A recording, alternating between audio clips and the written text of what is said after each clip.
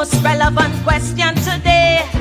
Now that the man retire, people spitting fire, and every talking head having their say. For in this mixed up land that we call Trimbago, many times it does just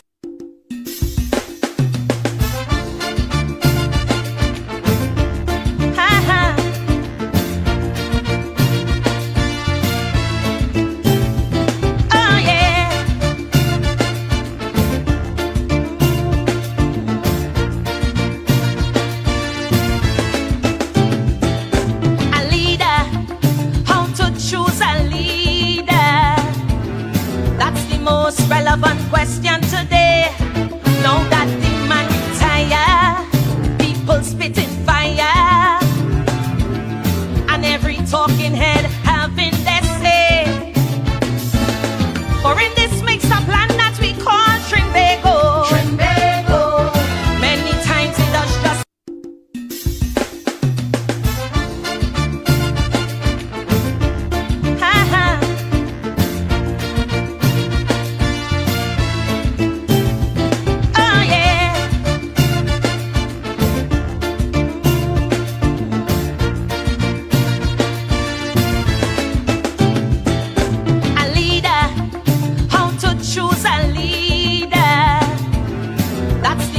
relevant question today.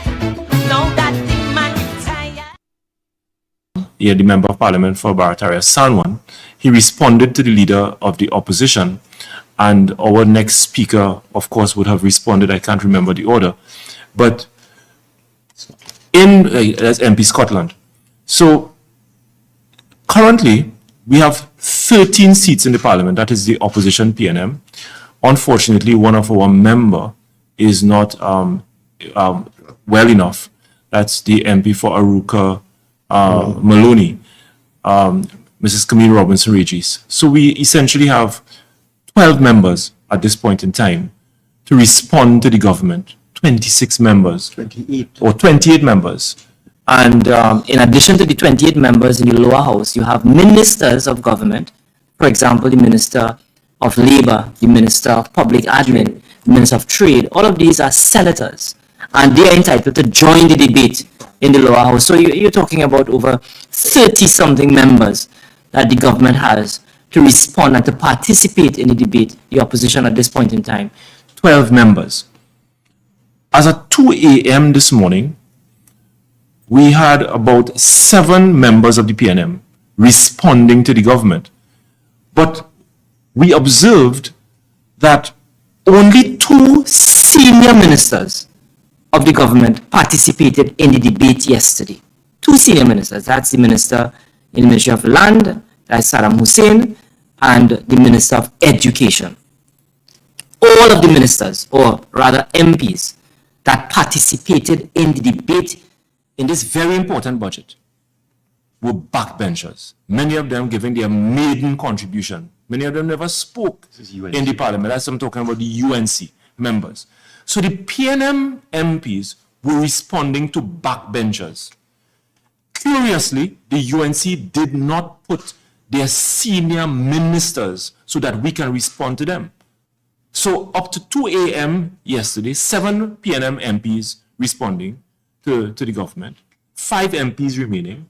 The Minister of Homeland Security did not participate in the debate. The Minister of Defense did not participate in the debate. The Minister of Energy, the Minister of Housing, the Minister of Works and Transport, the Minister of Local Government and Rural Development, the Minister of Public Utilities, all of these ministers sat there and did not participate in the debate, and the PNM was only responding to backbenchers, persons who do not have or hold ministerial portfolio. When the Member of Parliament for Claxton Bay completed his contribution, we decided that we have 5 members remaining, and clearly the strategy of the UNC in participating in this very important budget debate was to run out all PNM MPs in the wee hours of the morning, Using backbenchers. using backbenchers for us to respond to, literally us responding to shadows To nothing. and to nothing. So that they can, at the end of it, when we have no more members to participate in the debate, that their senior ministers can now come and scandalize the standing orders, come with all kind of bus mark stories, come with all kinds of things, and we do not have MPs to respond to them. Our last calculation was that the UNC had about 20 more members, at least 20 more members to participate in the debate. The PNM only had 5 more members. And that doesn't count the ministers who are senators and are not members of the House. With only 5 members remaining, we decided that after the member for Claxton Bay completed his contribution, that we will not put in another speaker so that the government can run the 20 plus speakers that they still have to participate in the debate. And at least we can use the last remaining 5 members of parliament of the PNM to respond to some of the government members, especially the senior ministers who did not participate in the debate. So we did not put in a speaker, expecting the government, as a responsible government that we believe that they should be, that they would put in or add more speakers, especially their frontline government ministers. They refused to do that. Input headphones. Right? And the speaker So, called one, upon two. the Minister of 1, Finance 2, 3, to 1, 2. wind up the debate. The Minister of Finance was not even ready to wind up the debate. The Minister of Public Utilities sat there, did not participate. All of the senior ministers of government, Minister of Works and Transport, all of them sat there, and they could have participated in the debate if they wanted to. The Prime Minister, the Prime Minister did not even attend Parliament yesterday. She was not even in the building. And Minister Tanku, in his budget presentation, said that the Prime Minister would come and tell the population what she intended to do with respect to the thousands of workers who were misplaced under CPEP, URP, forestry, and what have you, and what she will do to put in place to ensure that our citizens, our vulnerable citizens, get access to employment. So the Prime Minister didn't have the respect for the opposition, didn't have the respect for the leader of the opposition, could not find herself in the Parliament of Trinidad and Tobago yesterday. And that government decided to wind up the debate yesterday and want to throw blame on the People's National Movement. And worse yet, in their press release, accuse the leader of the opposition of not being in Parliament. Nothing could be further from the truth. The leader of the opposition, members of the media, citizens of Trinidad and Tobago, stood in Parliament to respond to the budget, taking approximately 3 hours and 15 minutes. After she completed her contribution, she went to Belmont and participated in a public meeting in the constituency of the Member of Parliament for Port of Spain North, St. Anne's West. And came back. And came back in the chamber, remained in the chamber for a couple of hours, went to her private office to continue doing her work in the Red House, never left the Red House, came back, went back to her private office, and for the government to issue a release saying that the leader of the opposition was not present in the Parliament is very unfortunate, if I am to be very charitable to them, and very brave of them to say and to accuse the leader of the opposition of not being in the Parliament when the Prime Minister never attended Parliament yesterday. They are shameless and they are a bunch of hypocrites. And the government, this government, must be told this is your first budget. Having been elected to government on April the 28th, why didn't you put your senior ministers to enter the debate? It was up to you. It was up to you. You had 20 plus members to participate in the debate. The opposition only had 5 more. And all we are trying to do is to reserve our 5 members so that we can respond to some of your senior ministers if and when they decided to participate in the debate. So it is the government that collapsed their own debate yesterday. It is the government that ran away from being held responsible. And what is most egregious in our respectful view is that all of the major points made by the leader of the opposition in her response to the budget and all our other members of parliament responding, MP Brian Manning was very impressive. The member of parliament for Mausika, Dominic Romain, all of our MPs stripped apart the budget, making valid and essential points. And when Minister Tanku got up to wind up, he responded to not one issue or one point raised. He was unprepared, he had no notes, he was not supported by technocrats, and he refused to respond to any of the salient points, all of the salient points, by the leader of the opposition and our 7 members of parliament that participated in this debate. We had 5 more members willing and ready, and all we were trying to do for the benefit of the people of Trinidad and Tobago is to reserve our 5 members to respond to the 20 plus members that the government had to participate, senior ministers to participate in the debate.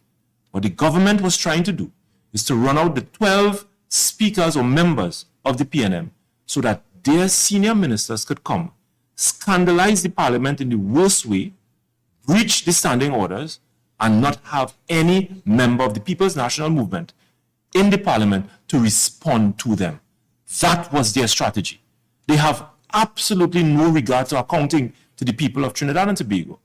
But to engage in a strategy where over 15 of their ministers can participate in a debate and not have one or members of the opposition responding to them, how are the people of Trinidad and Tobago going to benefit from a government running away from a debate, setting the stage for their ministers to enter a debate and the opposition not having an opportunity to respond to them?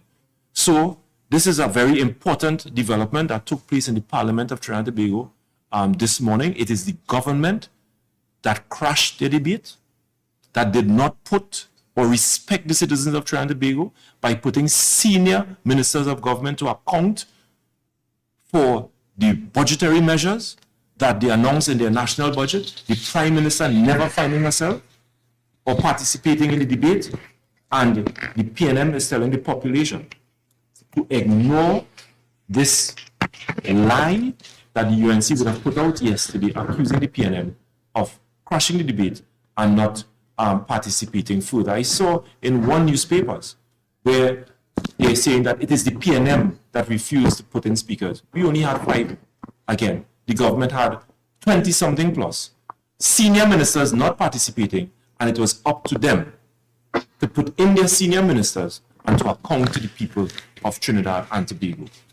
So this was one of the developments that took place yesterday, and we thought that we needed to set the record straight on what transpired at around 2 a.m. This morning. Another important development that took place.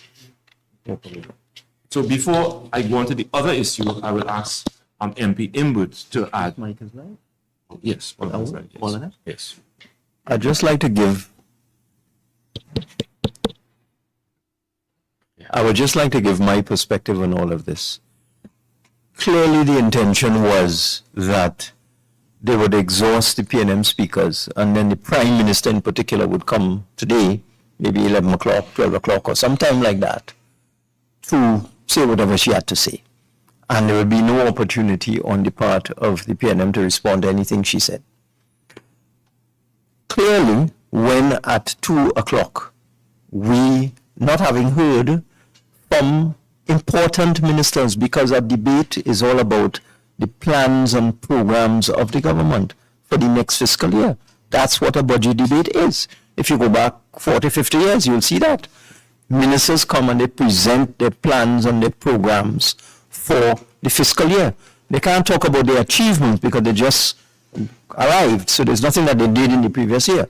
So in the first year of a new government, you expect important ministers, national security, health, public utilities, education, whatever it is, to come and give your plans and programs for the ensuing fiscal year. And then it is the opposition's job to critique what the ministers say.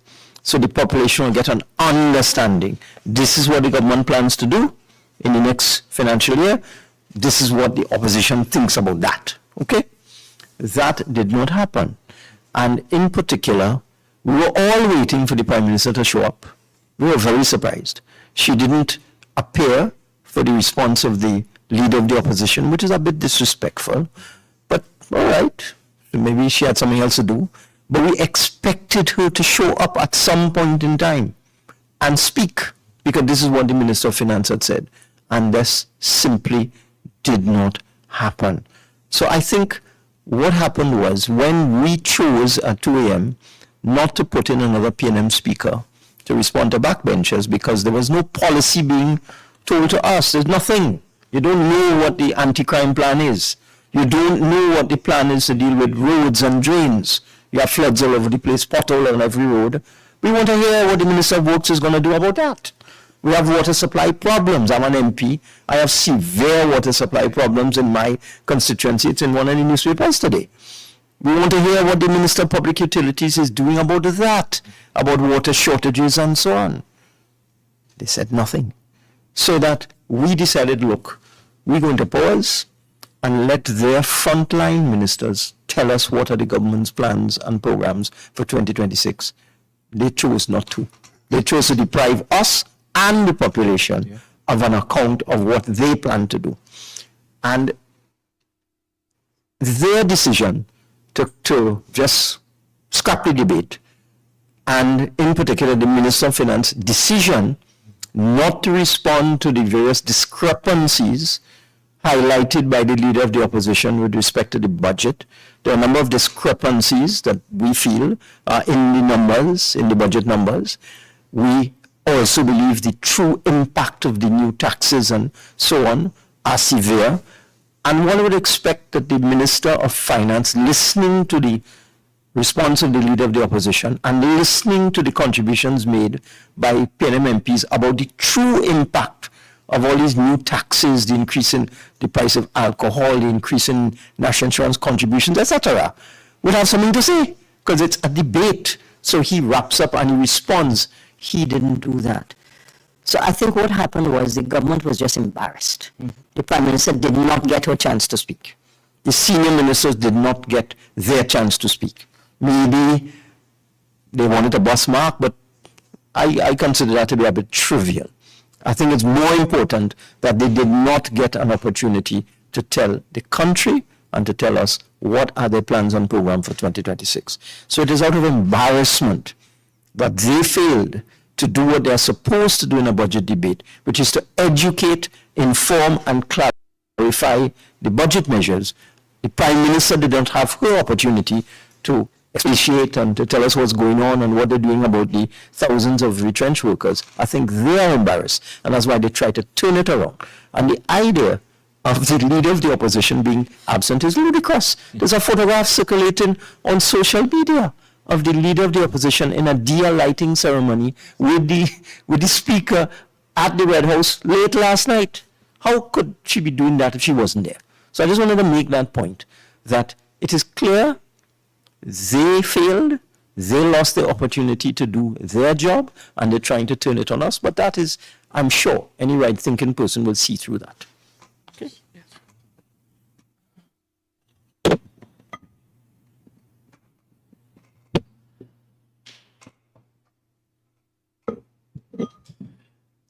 Thank you, Chairman. Good afternoon, all. I just want to add to what both MP Gonzalez and MP Imbert have said. I joined the PNM government along with MP Gonzalez in 2020, in August of 2020. And this is now my 6th budget debate, 5 under the PNM and 1 under the UNC.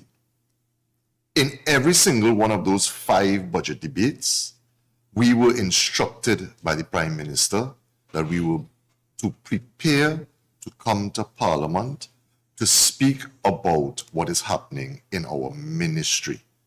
And that included the budget debate of 2020, which would have been weeks after we had entered our respective ministries. We need to understand as a nation the importance of Parliament. Parliament has an oversight role and function, but Parliament is also the place where ministers come to discuss policies, and of course the opposition adds their voice to the debate, sometimes to point out where the gaps are, to help to close those gaps, and that is a critical function, particularly in a budget debate. It is not an easy exercise, but we also saw this during the mid-year review. Ministers came from this UNC government totally unprepared, clearly having not spoken with their technocrats, with their public servants in their ministries, to prepare to come and answer questions about the money that you are coming to the Parliament to have allocated to your ministry. In those 4.5 years that we were in government, it was clear to us that the UNC had weaponized their minority in government. It is clear now to us that they are now weaponizing their majority in Parliament. Ministers came and were clearly either not willing to, not able to, or afraid to defend the policy decisions of this budget that has come to the Parliament.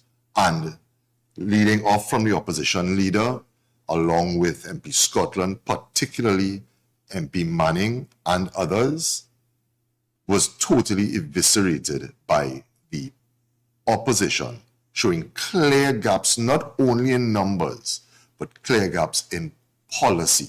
I know we will continue, but I just wanted to add my voice to that initial position. Chair, back to you. Thank you very much, MP Simon Brigger. I just want to also take the opportunity to raise another issue that transpired yesterday in the Parliament.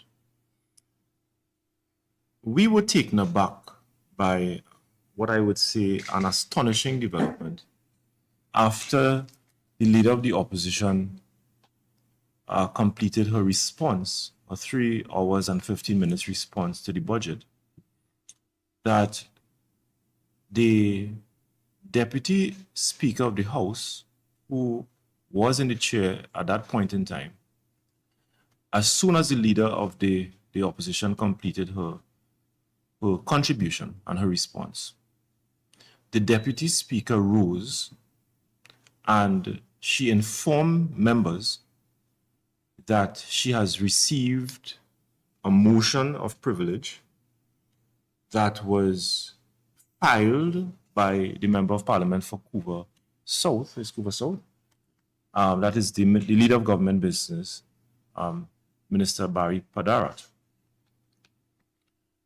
who raised a motion of privilege against the Leader of the Opposition for a press release that was issued by the Office of the Opposition Leader, which raised certain issues concerning the manner in which the Speaker of the House of Representatives has been conducting the affairs of the House. And in that regard, we were astonished to hear the Deputy Speaker saying that she has received that motion, and having received that motion, or given leave for the motion, she has considered the motion and she has determined that a prima facie case has been made out against the Leader of the Opposition to be sent to the Committee of Privileges of the House. I just want to notify the national population that the issue of privilege is governed by Standing Order 32 of the Standing Orders of the House of Representatives. And please allow me to read what this standing order say with respect to the submission of a motion of privileges against any member of the House. Standing Order 32. Any member desiring to raise a matter under this standing order, which is the motion of privilege, shall first obtain leave of the Speaker, who will determine whether the member is entitled to raise the matter as a question of privilege. So the member who wishes to raise the issue must seek the leave of the minister, or rather the Speaker, who will determine whether the member is entitled to raise the matter. So the member makes the application to the Speaker, and the Speaker will determine whether or not the member is entitled to raise the matter as a question of privilege. Subsection 3 of the standing order states, and I quote, if permission is given by the Speaker, or in this case the Deputy Speaker, under paragraph 2 of this standing order, the member so permitted may raise it at any time after questions and request that the matter be referred to the Committee of Privileges. And then it goes on to say that no debate shall ensue on a matter raised under this standing order, but if the Speaker decides that a prima facie case has been made out, he shall so state and refer the matter to the Committee of Privileges. Ladies and gentlemen, we were astonished because first, we weren't aware that any member of the House had approached the Speaker requesting leave to raise a matter of privileges on the floor of the Parliament. And if that is the case, and the Speaker grants the leave, the member reads out the motion on the floor of the Parliament. Behind closed doors. Not behind closed doors. It is not a kangaroo court. It is nothing that you have to do in secret, but it appears that in this case, all of these things were shrouded in secrecy in some dark room in the Parliament that we have to discover where it is located. And what makes this matter more astonishing and perhaps scandalous is that the Deputy Speaker said that having received the motion, she has determined that a prima facie case has been made out against the Leader of the Opposition. We sat in the Parliament on the last 2 occasions and we checked the records and we did not see in the records of the Parliament where leave was sought to raise this matter on the floor of the Parliament. But here we were yesterday, the Deputy Speaker informing the entire Parliament and the world that she gave leave, she granted leave, the matter was raised, and she considered. It wasn't raised. Well, she said that it was raised. It was never raised. But it was never raised. It was never raised. We checked the Hansard, and there's nowhere on the record of Hansard that this matter was raised in accordance with the standing orders of the Parliament by the member for Couva South, the Minister of Public Utilities. But yet the Deputy Speaker said that she considered the matter and she determined that a prima facie case was made out and referred the Leader of the Opposition to the Privileges Committee. I want to tell you, members of the media, this is just not a procedural flaw. This is not a procedural irregularity. It is a scandalous disrespect for the standing orders of the Parliament of Trinidad and Tobago and a public lynching of the Leader of the Opposition and a member of Parliament in the Republic of Trinidad and Tobago. Immediately following her response to the budget And that should concern every citizen of Trinidad and Tobago. It was well planned.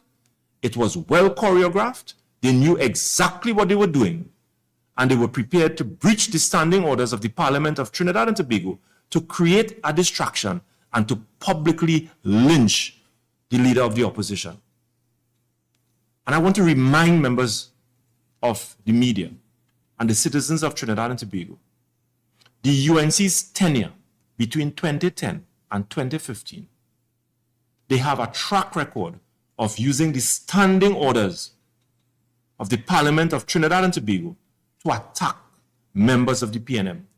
It was a UNC Speaker of the House that authorized, and the Prime Minister that authorized a member of Parliament to go on Hansard and say the worst thing about a former Prime Minister and the leader of the opposition, using Vanilla Toppin Allen, or Allen Toppin, to scandalize a sitting member of the opposition, an opposition leader. That's the same UNC. That is the same UNC. And today they are UNC 2.0. Just 6 months in office, using the same standing orders to lynch another opposition leader. It is an attack on our democracy. It is an attack on our institution, and the PNM will have none of it. Stand by, and we will have quite a much more to say on this matter. I just want to say one thing.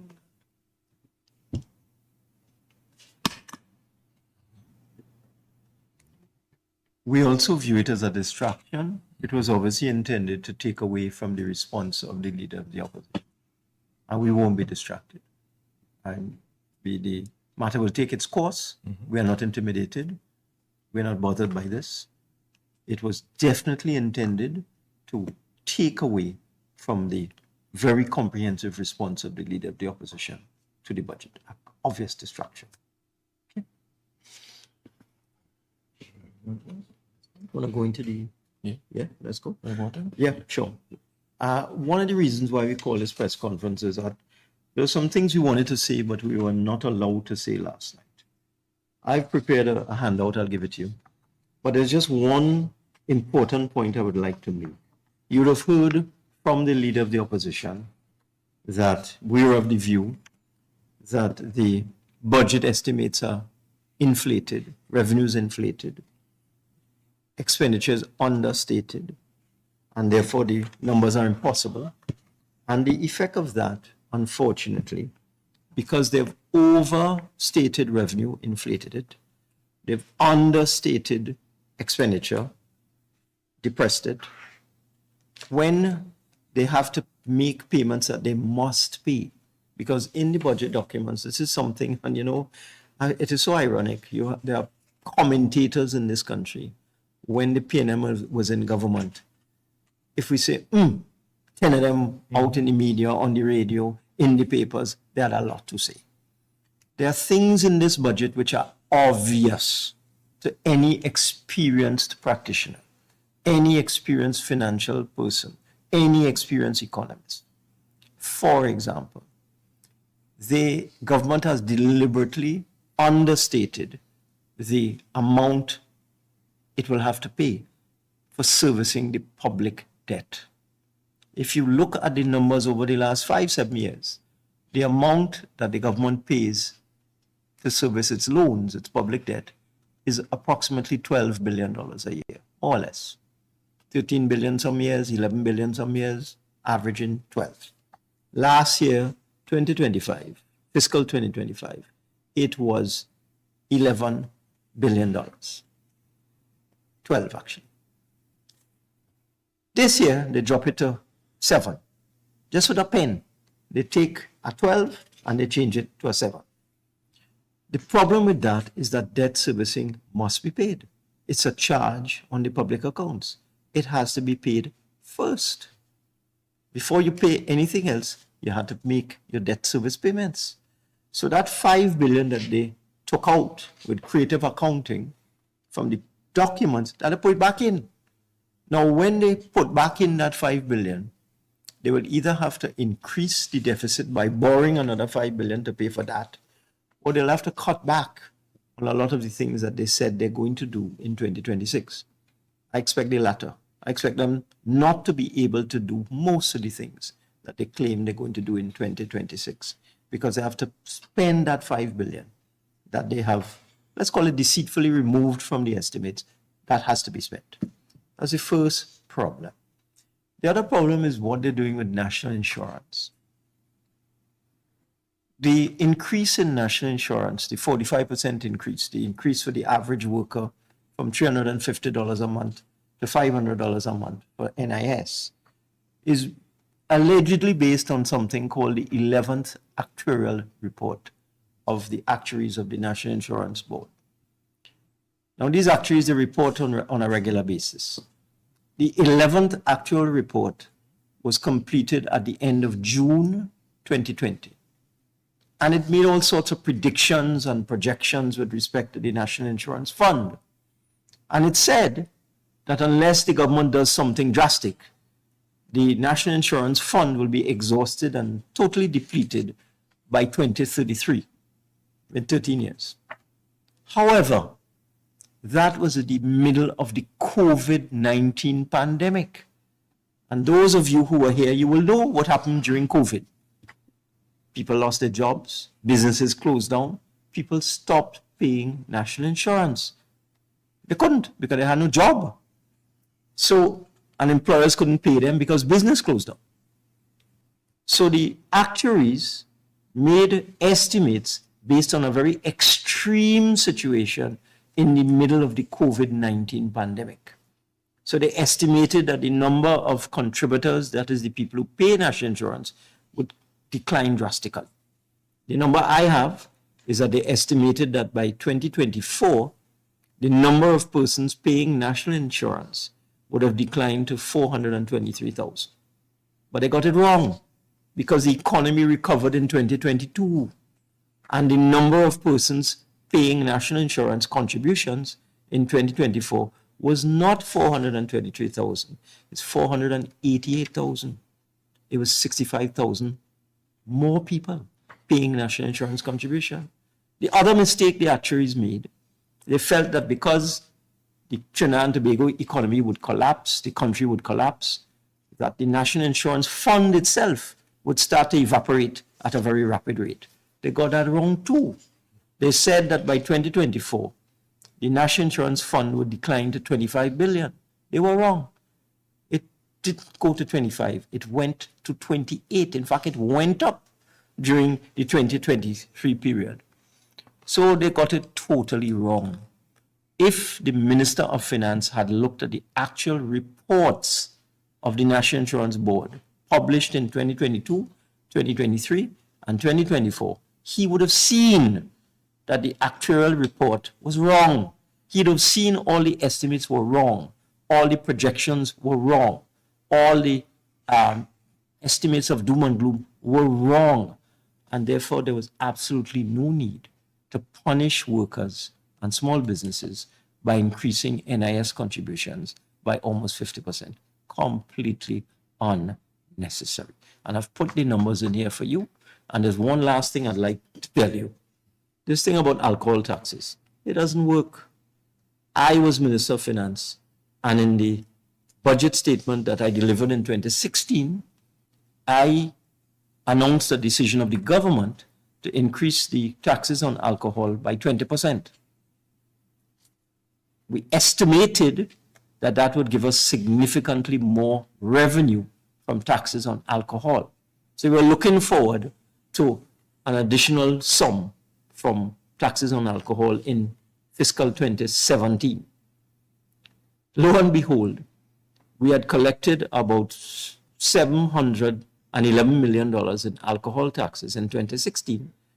And instead of going up, it went down to $691 million. We had estimated almost $1 billion in alcohol taxes for 2017. We end up with less than 700 million. So the expectation with a 20% increase was that tax collection on rum and beer and so on would yield an additional 300 million. It didn't. We lost 20 million instead. And it's obvious. If you think, why does this happen? the price of alcohol just can't go exponentially up to 100 and 1,000, you know. People only have so much disposable income. So if you keep increasing the price of alcohol exponentially, people will stop buying. It's a fact. In addition, what happens when you put the price of the taxes on legal alcohol? Illegal alcohol comes, we all know there's a big trade coming across from South America in illegal alcohol. That comes through, no taxes are paid on that. So clearly, the minister has not done his research. He has not looked at what happened when we increased alcohol taxes in 2016 and 2017. And he hopes to get an extra 1 billion from alcohol taxes. He just won't get it. So that is another discrepancy in the budget. And those are the things I wanted to point out, and it's in my handout here today. I'll hand it over to my colleagues. Thank you, MP Imbert. And these are the things, members in the media, that we were planning to engage the government in this debate. We didn't run away from the debate. The government deliberately put backbenchers with no portfolio, who don't know anything about government policy, who did not achieve anything, could not have done anything, couldn't contribute anything major. And we wanted to engage the government on some of these very pressing issues. There are two issues I want to briefly raise, and before I pass you on to MP Simon D. Nobrega, that I was also planning to raise on the floor of Parliament when given the opportunity. You would recall that when I served as Minister of Public Utilities, under a number of programs, a suite of programs, we completed over 400 water improvement projects, some small, medium, large projects all over the country. Communities getting water for the very first time, especially rural communities. One of the projects that we put in the Ministry of Public Utilities Development Program is a line item that is called the Northwest Water Improvement Program. We decided to design a suite of projects for the Northwest Water Improvement Program because when I became minister, I recognized that a number of booster stations were in a state of disrepair. The water treatment plants, for example, the Maraval water treatment plant, the oldest water treatment plant in Trinidad and Tobago, was in dire state of upgrade and major repairs, outstanding. Major pipelines, for example, on Mount Coco Road, had to be replaced. We refurbished over 25 booster stations in West Trinidad, in North, in Santa Cruz. We refurbished the Picton Reservoir. If you drive in Port of Spain, you look at that, two large reservoirs on the top of Laventil, also being refurbished, being in a really terrible state. So that Northwest Water Improvement Program, it spanned from in the east side in Champlain, going all the way into Port of Spain, in the West Trinidad, straight down to Chaguaramas, covering over 350,000 citizens. And over the last 3 or 4 years, we use allocation in our budget to get the funding to continue those upgrades throughout Northwest Trinidad. And there were a number of other programs in Tobago, in East, Central, Southwest. Each program designed to respond to the challenges of the various districts around Trinidad and Tobago. I can tell you that the Northwest program was a very successful program because with the upgrades of water treatment plant, the installation of new pumps and booster stations, the replacement of aged infrastructure, pipelines, etc., a number of communities in Belmont, in Paramin, in Moralo Street, in Diego Martin, in Chaguaramas, parts of Laventil, the water supply in those areas improved significantly. And before we left the government, there were a number of other projects to be completed under the Northwest Water Improvement Program. The completion of that upgrade and refurbishment of the Maraval water treatment plant, which, when it is completed, will impact and improve the supply of water to over 15 to 20,000 people in Maraval, Upper Maraval, Highland Park, in La Saiva, in parts of Port of Spain, St. Anne's, Cascade, fairways, just to name a few. I was astonished that this government, similar to what they did with the regional corporations in PNM regional corporations, they've decided to put not $1 in that Northwest Water Improvement Program, putting in jeopardy those projects, those ongoing projects in Maraval, at the Maraval Water Treatment Plant, the upgrade of age infrastructure in Diego Martin, the replacement of booster station in Covine Road and in parts of Pity Valley. This government decided not to put or allocate $1 to the Northwest Water Improvement Program. And as a matter of fact, have already diverted resources from that program to other parts of Trinidad.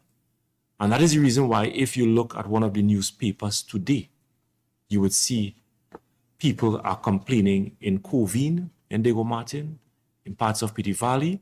And this morning I open the papers, I see people in La Saiva complaining. Those people are served by the Maraval Water Treatment Plant. And I want to warn the population.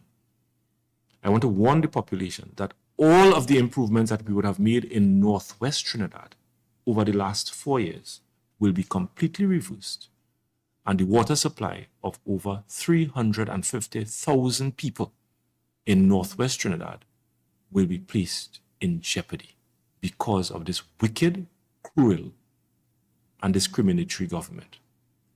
The last point I want to make on public utilities is the surcharge, this increased surcharge with TNTEC for commercial and industrial customers. This government campaigned that they will not increase electricity rates in Trinidad and Tobago. As a matter of fact, when the RIC was doing its consultations, a lot of the UNC MPs went to these consultations and were very disruptive. They dragged coffins, they threatened the executive directors and the staff of the RIC, and they were very disruptive. At the end of the process, the RIC completed its report, submitted it to the PNM government, and we were considering it up to the time the election was called and we left government. The UNC campaigned that there will be no electricity increase in Trinidad and Tobago. And in August of this year, the Minister of Public Utilities said that the cabinet scrapped the RIC report. He said that the cabinet scrapped the RIC report. The Minister of Finance announced in this budget that the government has decided to impose an electricity surcharge, increasing the rates for commercial and industrial customers. Ladies and gentlemen, the government of Trinidad and Tobago and the cabinet of Trinidad and Tobago does not have the authority to increase electricity rates in this country. The only body and the only authority that has the power to make final determination to increase rates for water and electricity is the Regulated Industries Commission.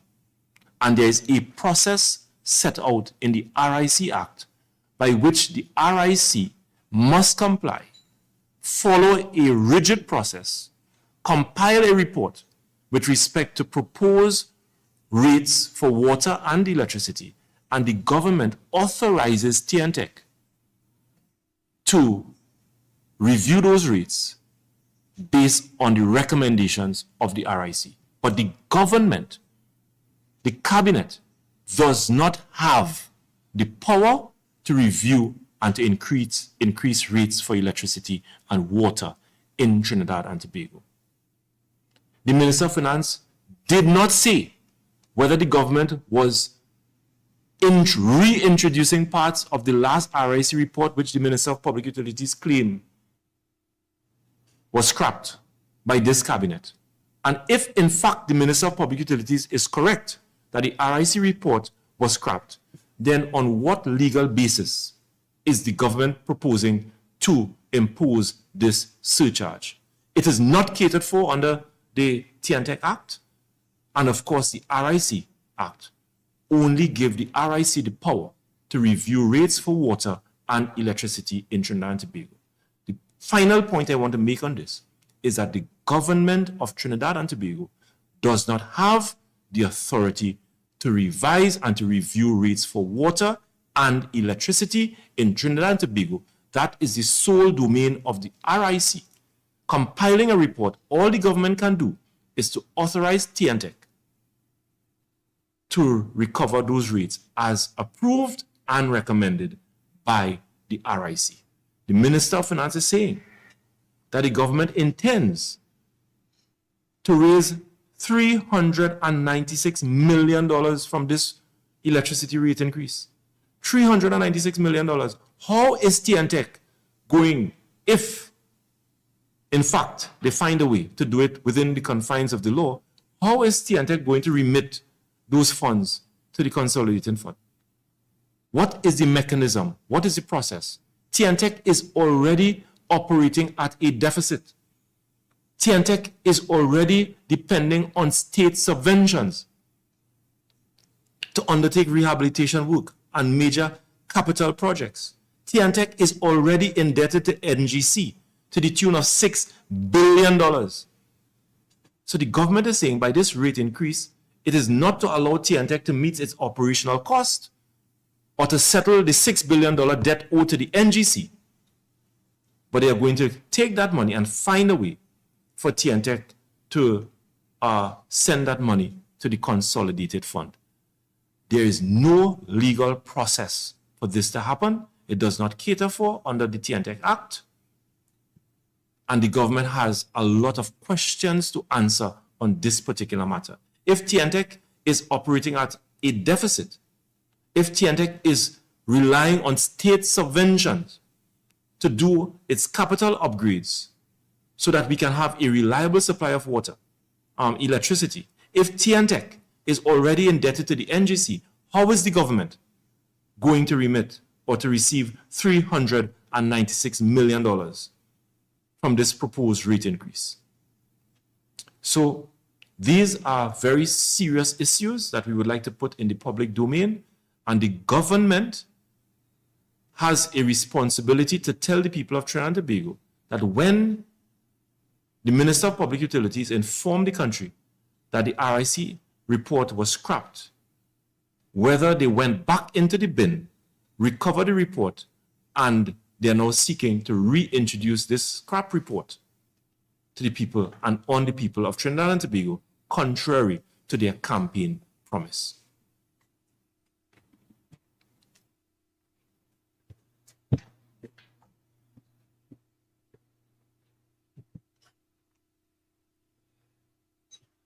Thank you, Chairman.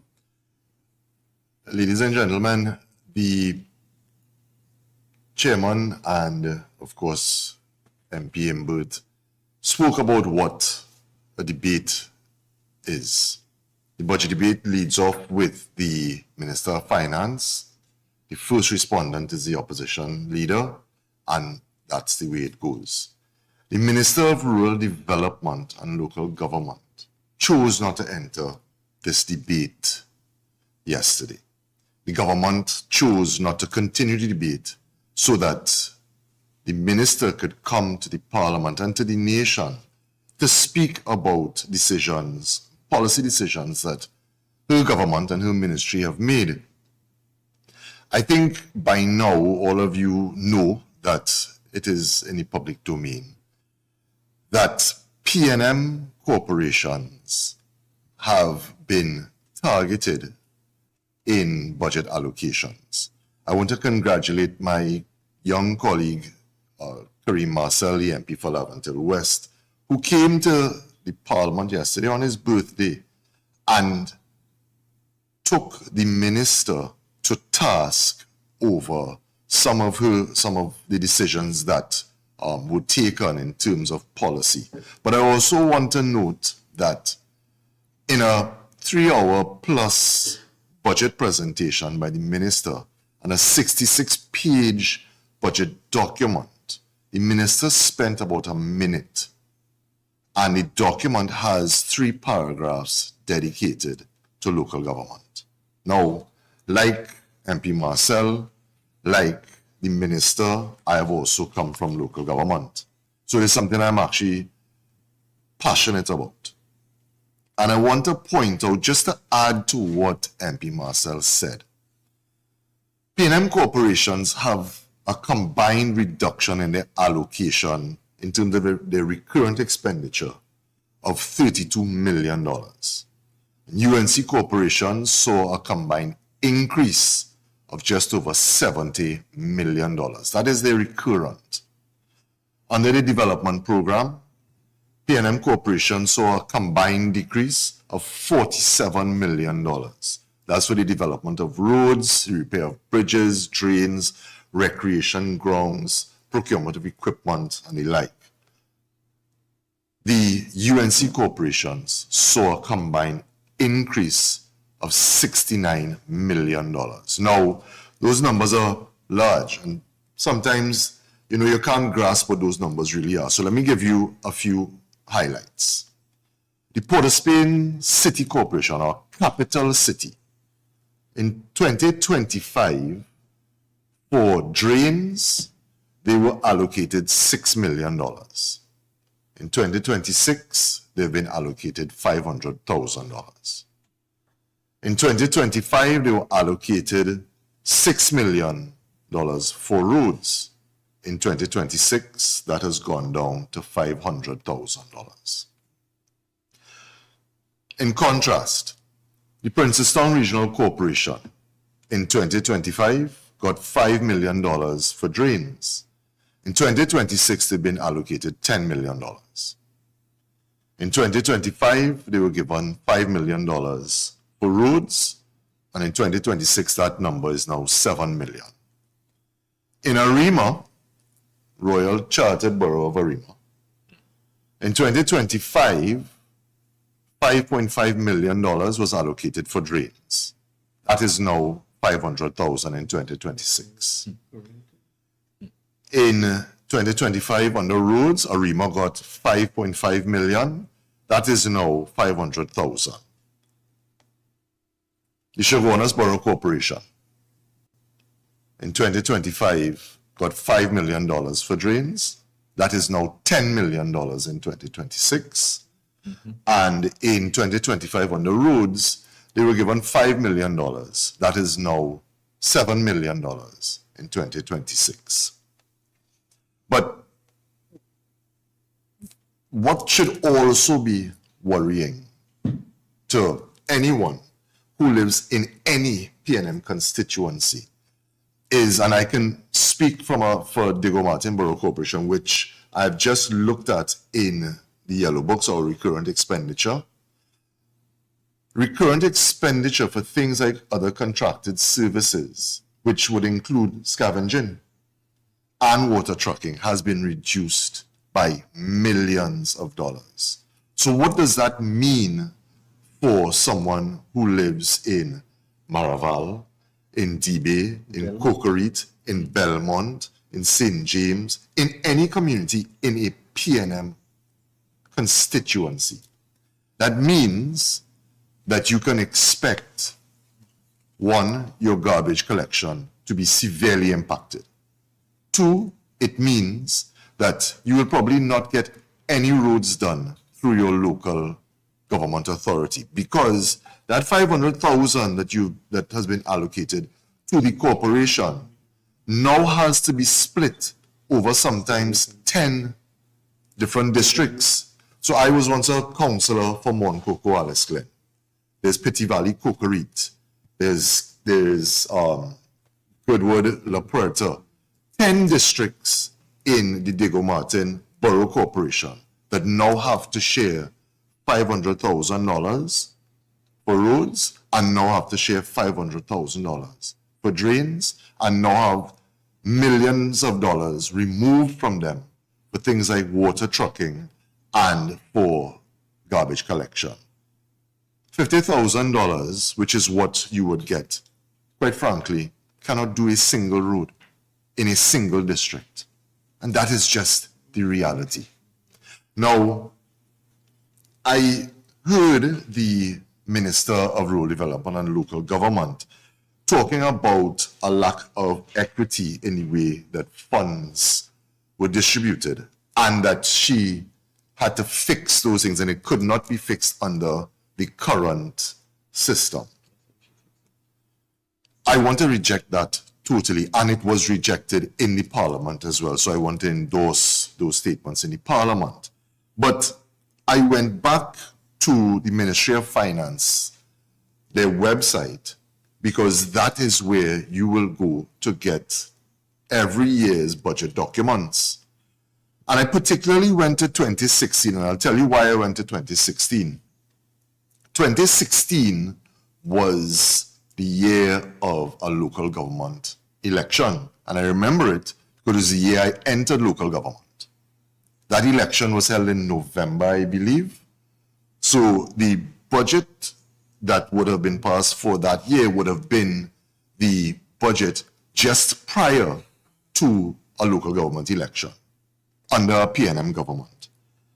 And I was surprised, and I will invite the members of the media, those who are watching at home, to go to the website and see that the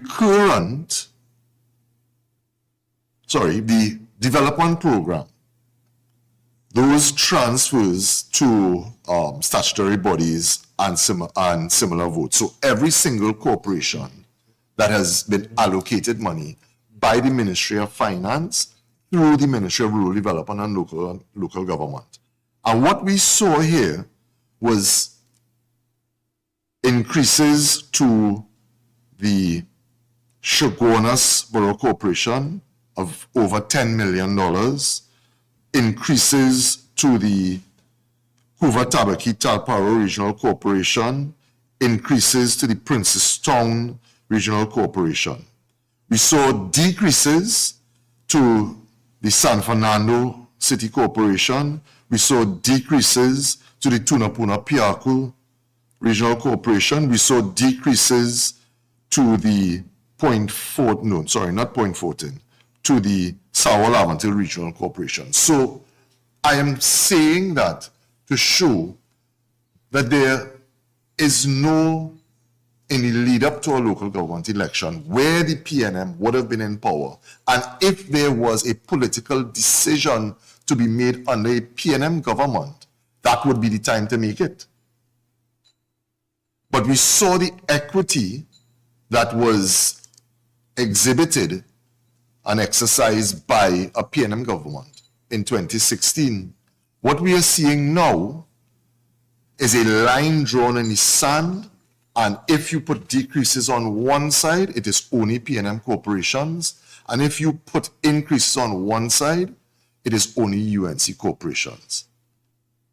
The position that I am taking here as a former chairman of a regional corporation, as a former local government practitioner, is that this is a concerted effort to starve PNM corporations to ensure that they cannot deliver on their mandate, and look out for how that plays out for the upcoming local government election. Ladies and gentlemen, while politics are being played, people are suffering. People are suffering here because their garbage cannot be collected, their roads are in a mess, their drains cannot be cleared. When the disaster management unit needs to be called out, they will be underfunded. And on top of that, while they have eviscerated the Northwest Water Improvement Program, they have also reduced water trucking in Diego Martin. I make that statement now, and I put a marker down now, so that when we see the inevitable results, we understand that this was a policy decision playing politics, and people's lives are going to be impacted on a daily basis. Thank you, Joe. Thank you. So I think we will ask or rather expose ourselves to questions that you may ask, you may want to ask before we bring the press conference to an end. Hi, good afternoon, everyone. Shades from the media. Parliament, especially its trends, I have always had some impressions of this, but I'm very admirable. Parliament, especially in terms of debates, I feel has always had a certain adversarial tone to it.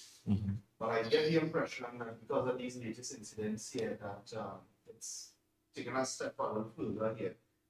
Because of what we've seen, not just in terms of what transpired in the last 24 hours, but also there was a very heated exchange between MP Marcel and Mr. Farrar. I think it was last week. There were, a lot of other issues like this. We all foresee on the PNM side that these next 5 years are going to have a lot of no confidence motions, a lot of walkouts and so on. It's a good question. The PNM will always conduct itself as a responsible opposition and a responsible political party. And as the chief whip and as the chairman of the party, I will do whatever I can to ensure that we discharge our duties fearlessly and that we are not muzzled. We are not going to allow the government to invoke standing orders so that we cannot display and discharge our duties as an opposition in Trinidad and Tobago. We have a constitutional mandate, and what we are seeing so far, it does not only concern us as a party and as a caucus, but it concerns the national population. And whatever we can do within the confines of the laws and the standing orders, we will do so to defend our democracy. So, in other words, you're not ruling it out. Ruling out what? The possibility of there being no confidence motions, walkouts and stuff of the like, if you all are under the impression. We have brought motions of no confidence against some of the ministers of government. They have brought motions of no confidence against us so far within the last 5 months of this government, since this 13th Parliament was convened, and I expect to see much more. I mean, look at what happened yesterday with the leader of the opposition, and in total breach of the standing order. So we expect to see a lot of that, and we are prepared for it as well as a party. Just want to segue a little bit away from what's being discussed here. Some recent developments. We saw that the U.S. Embassy in Trinidad would have issued a statement earlier this morning where they would have asked U.S. citizens on the island to refrain from visiting any of their facilities to conduct any sort of business out of an abundance of caution. From time to time we have seen similar bulletins in the past as it relates to public safety and security, but this one, the wording and the messaging seems to be a little bit different. As a former national security minister yourself, a former member of the National Security Council, does this strike you as concerning or interesting in any way? This is a very concerning matter. We are taking note of a lot of the information on this issue that are already in the public domain. The issue by the U.S. Embassy, we are hearing, talk of persons being in safe houses and what have you. So people are concerned. Citizens are rightly concerned. What I am also very concerned about is the vacuum of absence or silence from the government on this particular issue. I am sure the government and government officials are taking note of what the U.S. Embassy would have put out. I'm sure they are taking note of other information that is in the public domain. I just saw where the TTPS is saying that, or confirming to a media house that they've been placed on high alert. But the government, through its spokespersons, the Minister of Defense, the Minister of Homeland Security, the Prime Minister, the Attorney General, they must speak to the population on these very important things. They cannot stay quiet. And the more you stay quiet, it is going to cause more unease in the national population. So that is where I take issue. You have a lot of information out in the public domain now, and a deafening silence coming from the government. I am asking the Prime Minister, the Attorney General, the Ministers of Defense, the Minister of Homeland Security, if you can speak, please speak to the population urgently on these very important matters.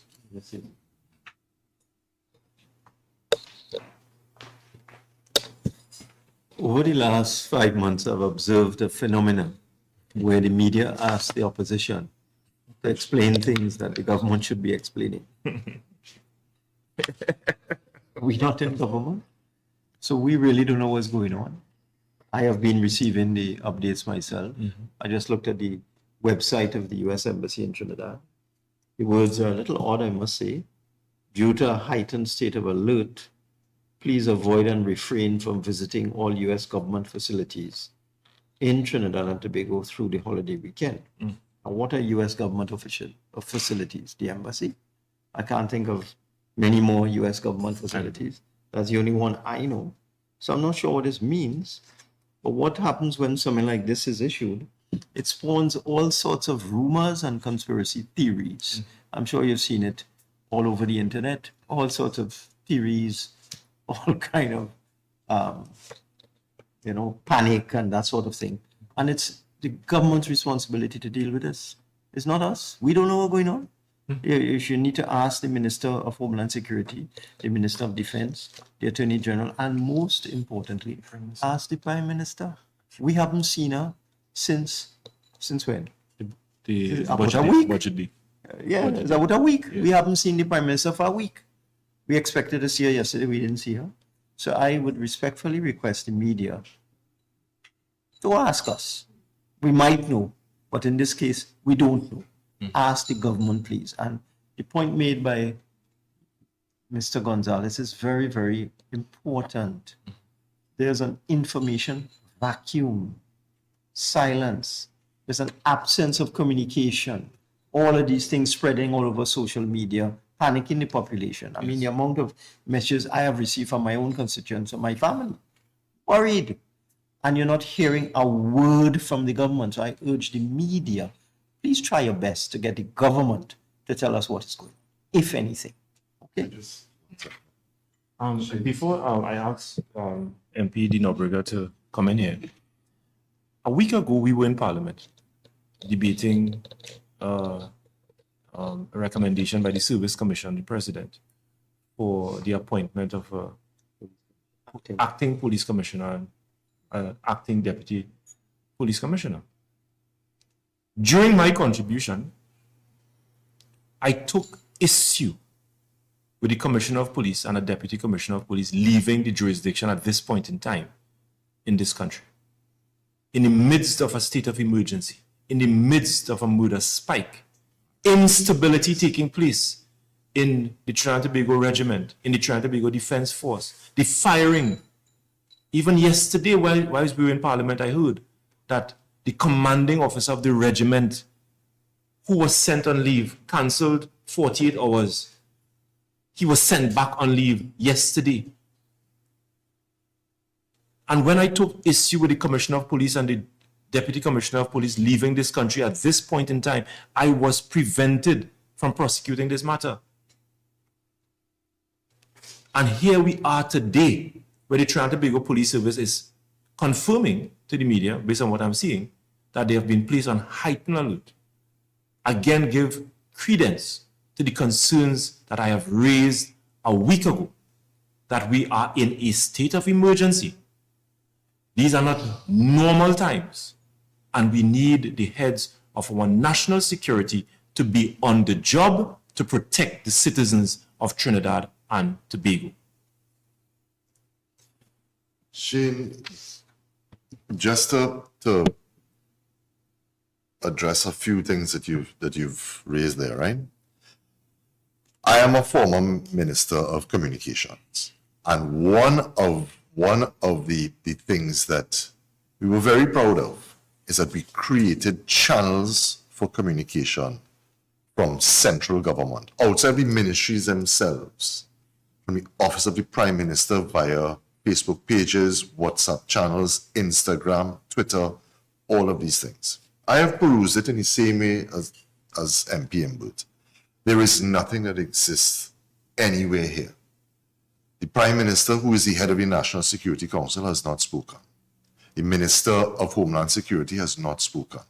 But it reminds me of what happened when the state of emergency that we are still under was declared. Many of us woke up to find out we were in a state of emergency. Not a word came from the line ministers responsible for it or the Prime Minister. It was left up to the then Commissioner of Police, hours later, to come to the population to speak about it. When you have vacuums of information like this, unfortunately, rumor, anxiety, conspiracy theories run rampant. Nature abhors a vacuum. And of course, people will find ways to fill that. A responsible government would ensure that they were in front of this immediately. The Minister of Foreign Affairs, the Prime Minister, the Minister of Homeland Security should have all been in a place to speak to this and to assuage any fears that the population may have. Because this is now becoming a hot topic in the country within the short time that we have been in this press conference.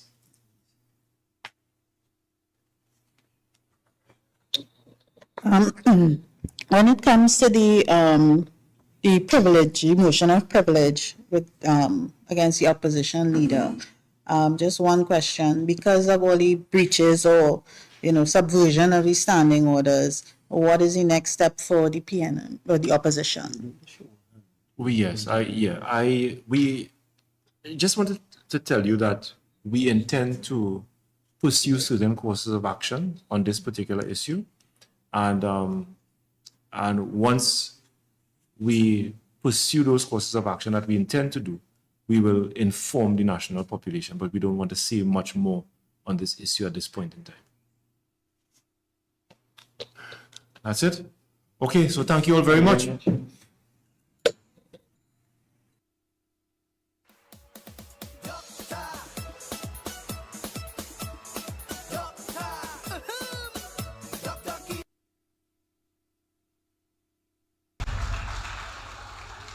But our next speaker is a man of many hats, an accomplished attorney at law, a seasoned government minister, a trusted representative of the people. He proudly served briefly as the 8th Prime Minister of Trinidad and Tobago.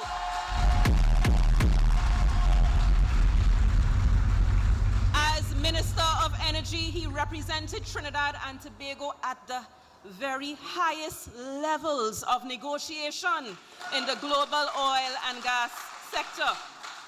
Skillfully, the key word being skillfully, maneuvering complex relationships while keeping our nation's interests at the forefront. And of course, he is the proud Member of Parliament for Port of Spain North St. Anne's West. Ladies and gentlemen, please give a roused welcome to a patriot, a proud son of the soil, the Honorable Stuart Young SC. Stuart Young de moi. Stuart Young de moi. Stuart Young de moi. He said, looking for a cure for the cause. Oh, you dealing with the boss? PNM coulda never take a loss. Everybody a vote for Stuart fast. Vote for Stuart Young is a must, yeah. PNM respect original party, the rest of them a fraud. He said, yeah, man a top ranking, aka whatever day, aka Mr. Universe, aka Eastside.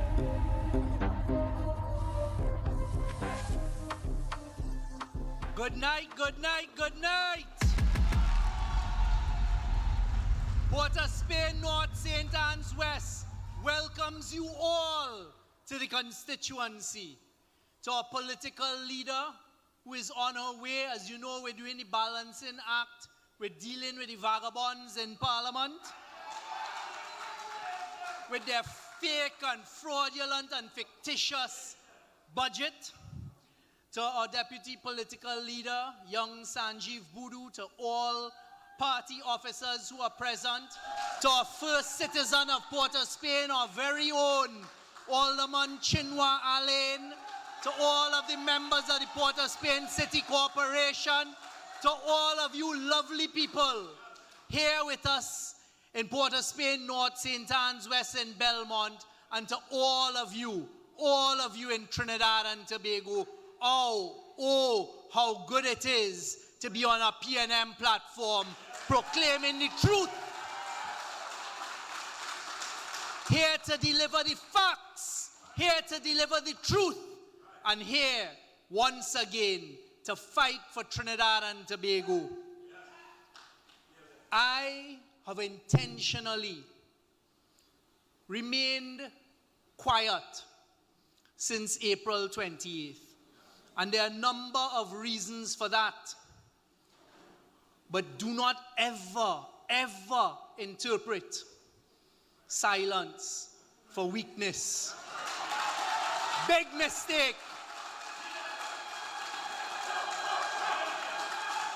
During that period of time, as someone who would give his life for Trinidad and Tobago, I have observed and heard and witnessed everything.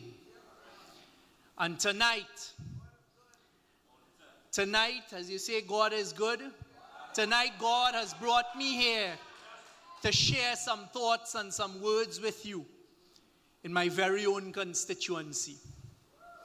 I want to start by thanking all of Port of Spain North, St. Anne's West for your faith, for your loyalty, for your support, and for returning me as your Member of Parliament on April 28th. But I won't stop there. I thank all of the thousands and thousands of people, not only in Trinidad and Tobago, but also from outside of Trinidad and Tobago, who message me on a daily basis. And I can't get into the type of messages they send. But your support, your encouragement, and your appreciation gives us the strength to continue the battle, because it is a battle. And it is our Trinidad and Tobago. Always remember that. And it is every creed and race find an equal place, despite the stupid talk you would hear. And there's someone here in the audience tonight, don't identify yourself, who really brought a special warmth to my heart 2 days ago. We've never met in person, but this person messages me somehow, well, I guess everybody has a number, and gives support and encouragement. And 2 days ago sent me a message to say, I want confirmation you're going to be on the stage in Belmont. I said, well, God willing, ma'am. She said, well, I am about to get on a plane to come to Trinidad just to hear you talk, and then I'm going back. So you know where you are here, because she called me when she messaged when she was on the plane. She messaged when she arrived in Trinidad last night. She spoke to me this morning. Thank you. And thank you to the thousands who continue to support us, the People's National Movement, knowing that we are the only ones who will stand in the breach and fight for what is right in Trinidad and Tobago. And I make no apologies whatsoever for being a fighter. None. And I will continue to fight as long as God gives me that strength. I am concerned as a citizen of Trinidad and Tobago, concerned about what we have seen in the last 5 months, concerned about the attacks on our vulnerable in society. I am concerned about how the government came in and they fired CPEP workers, they fired URP workers, they fired reforestation workers. They started going through not only ministries but state enterprises and targeting people and firing people. And I will say it here tonight, it is unacceptable, and we know what you're doing, and there is an element of race in it, and that is not to be accepted.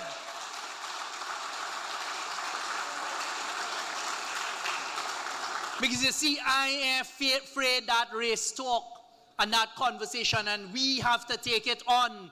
We have to expose it, because it is people who are suffering. I know, we know in Port of Spain, North, St. Anne's West, and the constituencies around, it is real people, real families who were working in CPEP. So all this stupid talk that they come with about corruption and criminality, if they have that and if they had it, deal with that. You don't fire 10,000 people and put families on the breadline. That is wrong.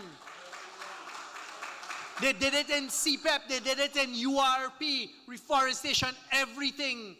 And you know what saddens me? We warned the population about this. We warned about this. But it is no use crying over spilt milk. But we will take the fight to them. And tonight, one of my colleagues in Parliament, when I say colleague, not a PNM, because that's my family. One of those on the other side said he was going and fight for the CPEP workers, it's only the contractors. I'll tell them in the Parliament, but I'll tell you here now. Banking, Insurance and General Workers Union. I had a conference with them. It was one of the unions I work closely with and will continue to work with now that I'm back in practice as well. And the case is open. We are going to take it to court for CPEP workers. So join Begu. Join Begu. Great is the PNM. And I have told Begu that I will lead that fight there for whoever wants the fight to be taken on. Because you see, you cannot just come and destroy lives in the callous manner that you are and then come in a budget and in a small line item put a $7 million and say you're winding up CPEP. The courts don't work so. I don't know who giving you that advice. And to do all of these underhand things and then come and say the Prime Minister will announce. She wasn't there for the whole day today. The Prime Minister will announce what they're going to do with $700 million. Trinidad and Tobago, watch it closely and watch it carefully because we believe in equity. We believe in everybody having a fair chance. And if they make the mistake and come and handpick who is going to get that job, that support, we will not stand for it. Because the Constitution protects against discrimination and victimization. They came with a budget.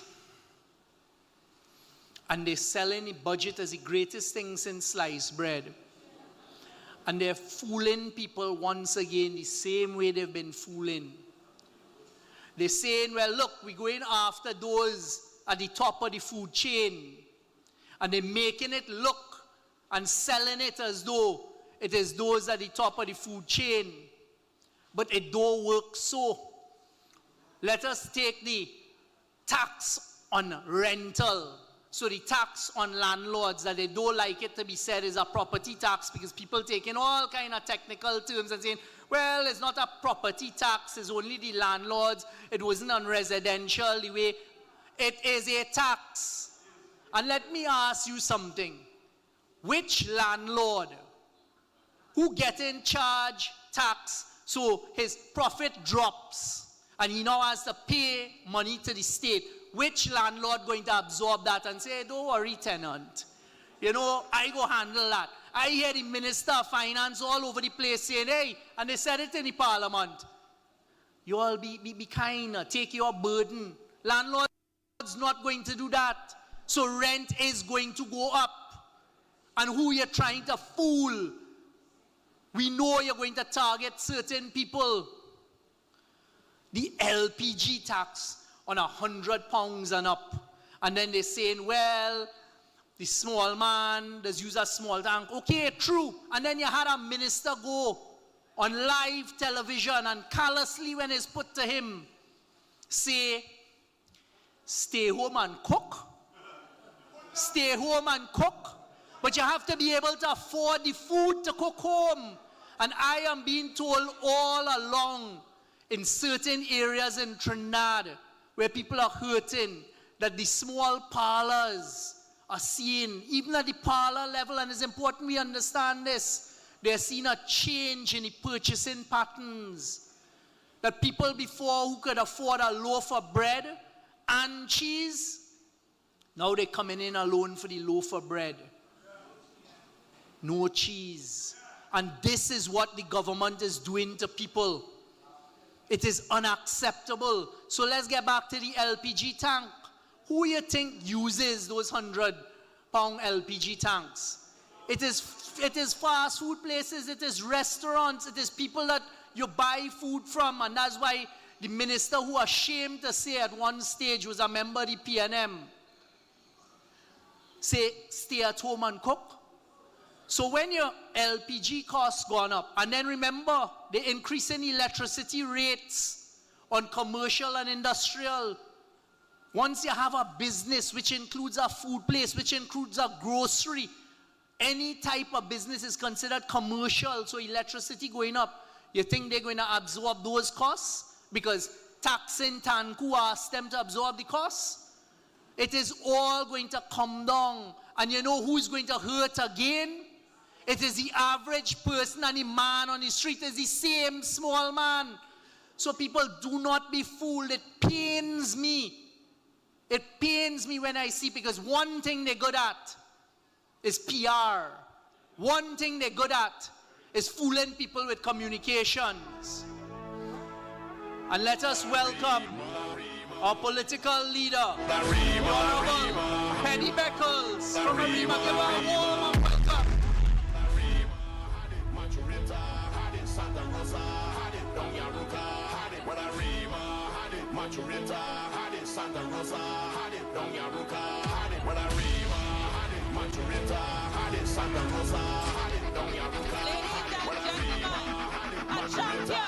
Our defender, a beacon of hope, our political leader, the next Prime Minister of Trinidad and Tobago, the Honorable Penelope Beckles Robinson. Maturita, had it Santa Rosa, had it Doña Ruca, had it Guadarrima, had it Maturita, had it Santa Rosa, had it Doña Ruca, had it Guadarrima, had it Maturita, had it Santa Rosa, had it Doña Ruca, had it For the PNM, for the PNM, for the PNM. This is about our children's future. We can't give up now. We must believe. We've come a long way to go. Political leader, welcome to Port of Spain North, St. Anne's West. Warm welcome. And let us congratulate our leader, who today dropped a sterling speech and response in the budget. Something worthy of the people's national movement and leadership. So I was talking about, do not be fooled by the shenanigans and by these charlatans now who are in office. So LPG price will go up, electricity will go up, rent will go up, and it is going to hit the small man. After you're done, fire them from their jobs. After you're done, not only KFC, the barbecue, the doubles, the Chinese food, the everything. You cannot fool the people.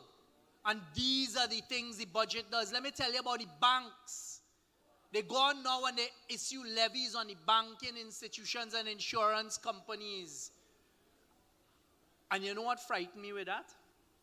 They put a little proviso, a little fine print as you call it. And they said, anyone in the special economic zone will not be subject to this. So Trinidad and Tobago tonight, keep your eyes open. Keep your eyes open and see which of their financiers, which of their friends, which of their family go and get a license for the special economic zone to get away from it. But you know banks is charged for everything. Banks have online banking. They're charging you for online banking, but that means you have less workers, less paperwork. So if they're getting charged for that, and the Banking Association has already come out and said that they're looking at it, expect the costs there to go up as well. Insurance is the same thing, but let me tell you all something that has me the most worried about what I see taking place. Because you have to look at where the attacks came. and where the attacks were directed at. The first place in the financial system, which people is the heart and the backbone of an economy. The first place they targeted is the Central Bank of Trinidad and Tobago. First place they reach. And they got rid of the governor of the central bank. I am representing him, so I wouldn't say anything about that because I will be talking about it in court. But the first thing they did, and they put immediately, because they had him ready, is that their former Minister of Finance. And I'll tell you what unfolded there. So Central Bank down. The next place they attack is First Citizens Bank. First Citizens Bank, they lick it up, put their people inside, move the CEO, change the board. And when you look at the composition of the board, you have now a chairman of that board who's also chairman of UDICOT. And I saw something about how he complaining about everybody now asking him this and asking him that. Do not take it for granted. So FCB down. Right here in their budget document. In the budget document, they have told you what they're going to do. This is what they told you. We have installed new boards at First Citizens Bank and the Exim Bank. And we will move to install a majority of directors at Republic Bank Limited. It's in the papers today. And this is what he goes on to say. I am proud to announce that in our efforts to build economic fairness, Tobago's interests will be represented on all three boards with a Tobagonian on each board. Central Bank down, FCB down, Republic Bank down. When you begin to attack the financial institutions of an economy and of a country, let me tell you what will happen next. It is downgrade. Interest rates will go up. Bondholders who have Trinidad and Tobago's paper and who lend money to Trinidad and Tobago are now going to be looking on and saying, hold on, there's more risk because they have destabilized the financial backbone and heart of Trinidad and Tobago. And if that begins to happen, crapo smoke we pipe, and God help Trinidad and Tobago. Because after downgrade, interest rates gone up, and next thing is devaluation and the IMF. They are doing this in front of face. And let me tell you what else happened. They came in on the 1st of May. Today is the 17th of October. May, June, July, August, September. You can't touch money in October. 5 months. You know what we found out? Our foreign reserves, 600 million US, taken out of our foreign reserves, and we don't know where it has been spent. You know where those foreign reserves are held? Central Bank of Trinidad and Tobago. So when you move certain people, you now have easier access. You know what's the first domino effect of that? Our cover, foreign exchange cover, or foreign exchange reserves has now dropped from 8 months to 5 months. They've only been in power for 5 months. 600 million US gone. If we go any lower with that formula, you end up at the IMF. The next place that you have US, that is the Trinidad and Tobago's US, is the Heritage and Stabilization Fund. I didn't bring the book because it's big. Going through the revenue forecast for the next year, that document that you have to present to Parliament in a budget shows how much you estimated for 2024, 2025, how much you actually did. They call it a revised estimate, and then how much for 2026. You know what we saw for the first time in that document? $2.7 billion, TT dollars, taken out of the Heritage and Stabilization Fund in the last 5 months. That's about 400 million US dollars. So 400 million plus 600 million US dollars is $1 billion US dollars. $1 billion US dollars of hard currency, US, taken out by the government over the last 5 months. If that is not a clear indication of how destructive they are and the pathway that they have us, then you had to be blind. So Trinidad and Tobago, this is not about fear-mongering. It is about reality. This is what they are doing. We have to get answers from the government, and you, the citizens, are the only ones who could demand those answers, because we are not getting questions in Parliament. You have to ask this government, where has $1 billion US dollars gone in the last 5 months? Who got that billion US dollars? Because you hear the Minister of Finance boasting this week. Even him, as the Minister of Finance, gone to the bank and only got 200 US dollars. So if it hasn't helped the banks for the man on the street to get US dollars, where has 1 billion of our United States dollars gone in 5 months? And I am warning Trinidad and Tobago once again, cautioning that combination of central bank, FCB, and Republic Bank under this UNC government. If we don't monitor it, we don't call for accountability and transparency, you're going to wake up one morning and heaven help us. And you add that to what they're doing geopolitically. Because you see where we are geographically. We're 7 miles off the coast of Venezuela, largest oil reserves in the world. And then you have our ally, the United States, to the north, and we all know what's going on there. CARICOM is one of the most important bodies to provide every member of CARICOM with protection by keeping in solidarity. The first thing Kamala did is break out of that. We're going to lose, if we haven't lost it already, our sovereignty. Big word. What it means is we are making our decisions. When you start to combine all of these things, it is not a good thing for Trinidad and Tobago. And God forbid that anything untoward starts to happen 7 miles off our coast, or worse yet, closer. But that is what they have put us into. That is why the PNM's policy has always been non-intervention, non-interference. Remain a zone of peace in our area of the world.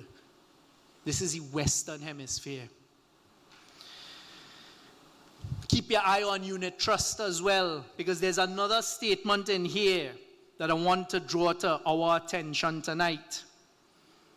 And it is where the Minister of Finance talks about how he going and pay the back pay. Right?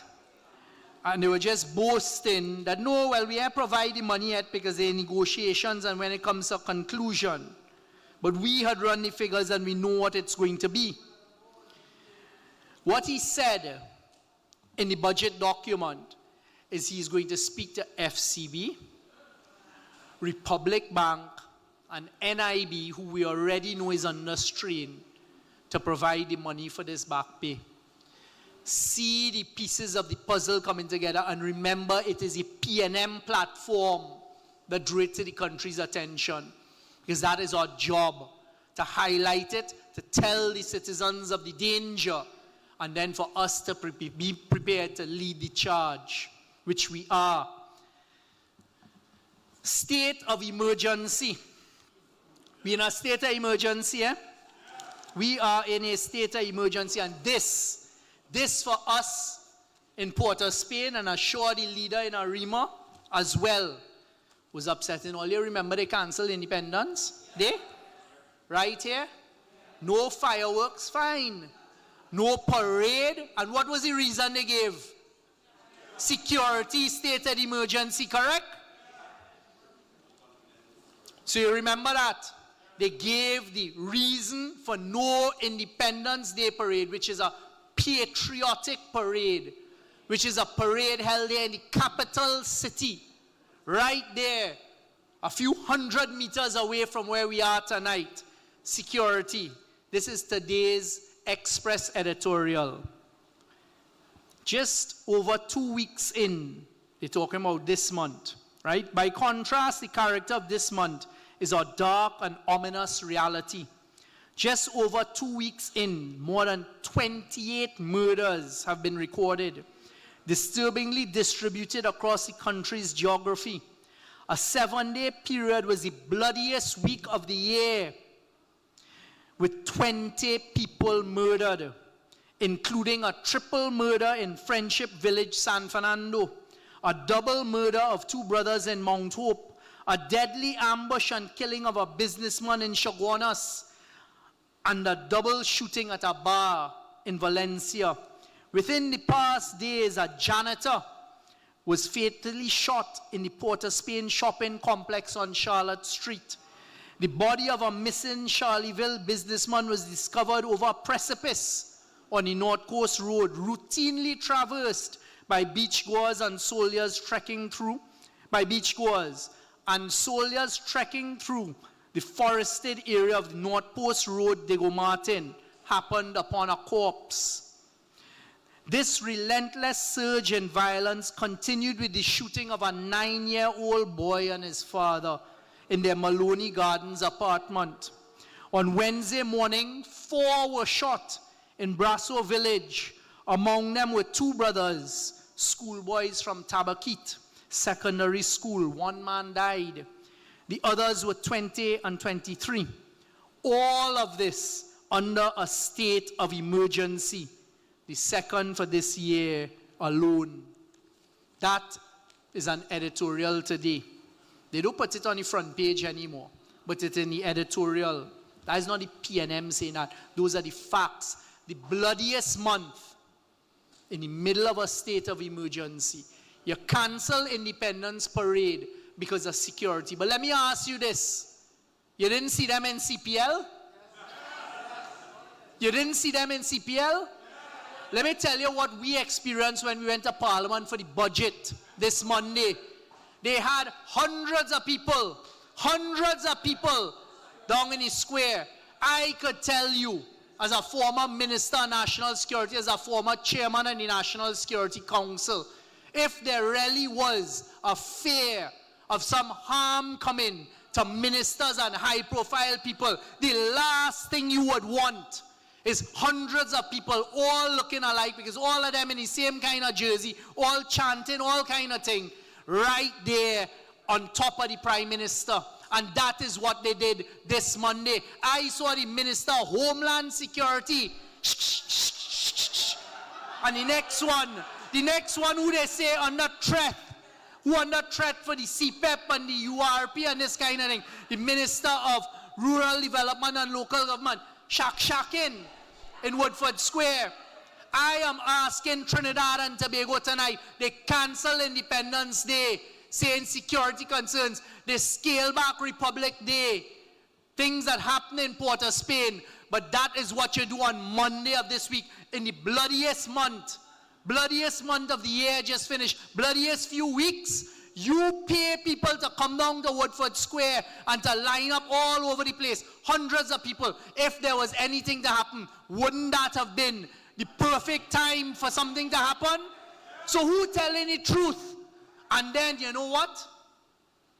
Every single way you turn now, they're having a celebration in a constituency, they're having a celebration here, there, and everywhere. The same ministers taking tea and tech in their constituency. You cannot fool the people of Trinidad and Tobago. And the People's National Movement is here to always shine the light of truth for the people of Trinidad and Tobago, and to fight for the people of Trinidad and Tobago. So what is the real reason that the Independence Day parade was cancelled? Is it because it's in Port of Spain? Is it that you don't like Port of Spain? Is it that you have a problem with Port of Spain? Is it that you're frightened you get boo in Port of Spain? Huh? Because the PNM can go anywhere in the country. The only party to make sure we always field candidates in the 41 constituencies and every electoral district of a local government election. And as we're talking about Port of Spain, them same books with the budget, let me tell you what they did to Port of Spain. Our development program, which is where we get the important projects done in Port of Spain. 2025, they had $19,750,000 in the development program. So say $19,750,000. You know what the UNC did this year? $4 million. So they take away $15 million from the city of Port of Spain. Why? They're going to tell you about, oh, well, they only spent 800 and something thousand. But you know why? Because they refuse to approve all of the releases being sent by Port of Spain to create this fake narrative. So they intend to lick up Port of Spain because they have a local government election coming. And they seem to have a problem with Port of Spain. But as the MP for Port of Spain, North St. Anne's West, you have plenty more problems coming your way. Plenty. Look outside here and you will see Central Block, Port of Spain General Hospital. If you all don't open that in the next few months, we will be outside that hospital waiting for you. Because it is the people of Port of Spain, Diego Martin, Lavantil, all of us who are looking for employment in that hospital. And just because it's built by the PNM, don't play, you're coming to lick it up. Let me tell you, 2 line items so you'll understand the vengeance and the venom they turn in on us in Port of Spain. Local roads and bridges. They have reduced the local roads and bridges in the budget for Port of Spain City Corporation from $6 million to $500,000.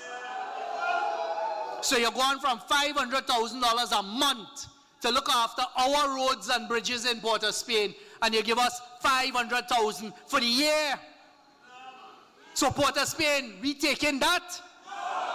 Right. Drainage. They reduced drainage for Port of Spain City Corporation from $6 million to $500,000. And then they will use that to talk about flooding in Port of Spain. And all sorts of problems in Port of Spain. We are blind and we are stupid. And we see what you're doing. But you know what's the most offensive part? And I believe in equity. I believe in not playing the geographic politics, because we didn't do that as the PNM. Every single year for the last 10 years when we were preparing budgets, we sat down, you made sure corporations had roughly the same. You know what they did?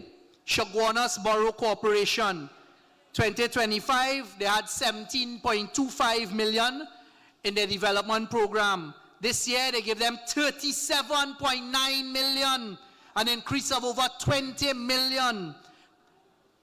Penal Debe Regional Corporation, 2025, they had 17.15 million. 2026, they give them 38.1 million, over 21 million increase. Princestown, 2025, 17.35 million. This year, 37.4 million, over 20 million increase. And me, I have no problem with the people there, because you have your problems too. But don't come and attack us in Port of Spain and try to lick us up. And listen, the mayor will tell you all what they've done with garbage collection. So I'm warning all of our burgesses and all of our constituents now in Port of Spain North, St. Anne's West, what they have done with the garbage collection, because it sickens me.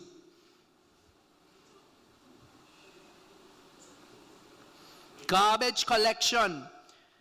The PNM 2025 budget was $21.3 million. You know how much they give us this year? 13.2, a reduction of 37%. They're going to play the politics with garbage collection because it irritates all of us citizens, when we have a dirty community. But this is what the UNC is doing, and they're doing it in your face. So people, the last thing I will touch on for tonight, because we have a debate going on in the parliament and our leader is here to speak to us, is I'm putting us on another warning. There are cases in the High Court and cases in the court system that are fighting white-collared crime. There are cases inside there. By now, every citizen should know about EMBD. And that there's a former minister there, another minister with Eden Gardens. These are matters before the court. But we are also seeing what they're doing to these matters. And they try to do it in creative ways. I have been asking for over a month now, almost 2 months, about the NGC SIS arbitration for the Beetham wastewater corruption and the fight against that. And I have asked repeatedly and repeatedly and repeatedly, the Prime Minister, the Minister of Energy, the NGC board, did NGC not win that arbitration and receive an award of over $350 million against SIS? And it was on a Christmas Eve in 2015. We went and froze $180 million of SIS assets because we were worried about fleeing the jurisdiction. They have said nothing because that is the disdain and the disregard they have for us. But NGC won the matter. And you know why they're delaying? To allow SIS, I suspect they're delaying to allow SIS to file action in court, to then come and say, well, SIS appealing the matter, they challenging the matter. That is how they will deal with things. We saw what went on with the Jack Warner matter. We saw what went on there. They still have a ticket available to go out the country, you know. Right? These matters before the court, let's keep a close eye on it. Because we're asking questions and we're not getting answers. And there's special ways they could go about trying to discontinue or to do things to matters, changing the lawyers, trying to find ways not to prosecute the matters. These will have long-standing effects on us as citizens. Because if you can't fight the corruption in the court, where you're going to fight it? And we know that these cases are good. The EMBD case, you had a judge, Justice Abood, in August 2020 say there's a case to answer. The case went all the way to Privy Council. There is a case to answer. All of a sudden now we see maneuvers starting to take place. Trinidad and Tobago, the People's National Movement, is here to look after your business. But we need your support. Trinidad and Tobago, the People's National Movement is the only choice. You made a mistake on the 28th of April, and plenty always be on my phone with buyer's remorse and regrets, etc. We can't change the past. Get behind those who will fight for the country and will save this country. Because if in 5 months they could take $1 billion and we don't know where it's gone. There's another thing here in this budget where they start to talk about the expansion of CDAP. I will deal with that in the parliament. We are here to look after your business. Port of Spain, North St. Anne's West, I thank you sincerely again. Political leader, I thank you for the opportunity for tonight. PNM, Trinidad and Tobago, let your heart not be troubled. Because you have a team in the People's National Movement that will fight for what is right for Trinidad and Tobago. And you could certainly count on me to be part of that fight all the time, every time. Because you see, I accustomed to hurdles, I accustomed to them kind of thing. And we will persevere and we will prosecute on your behalf. So tonight, stand by. Stand by when we force them to open Central Block. Stand by when we want our savannah clean. Stand by when they drown in us. With no money for bridge and road and no money for drainage. When they put in pressure on the mayor, the aldermen and the councillors all across the country. Once you name PNM. Because they know what we have to offer. I thank you. I thank you. I thank you. And listen, great is the PNM. Great is the PNM. Great is the PNM. And we shall prevail. Great is the PNM. Great is the PNM.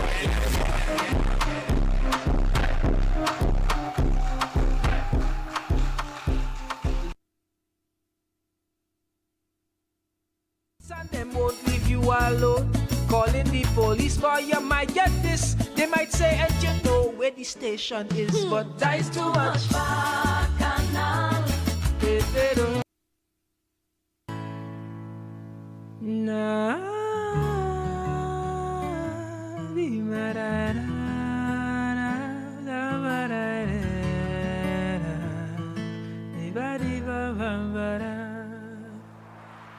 There we go. 1, 2, 3, 4.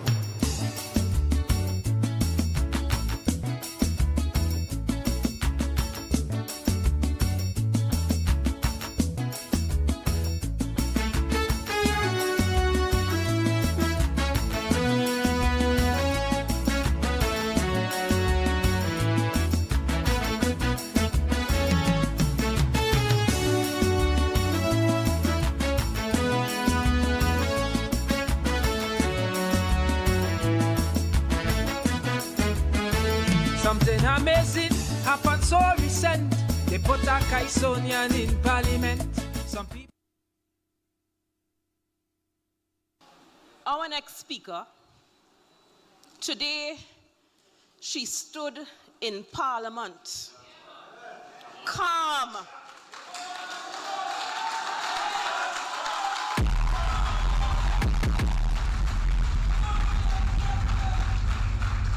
she stood like the Rock of Gibraltar, meticulous, unshakable, exposing a budget that gave with one hand, but took back so much more in cunning and calculation. Ladies and gentlemen, this is no ordinary woman.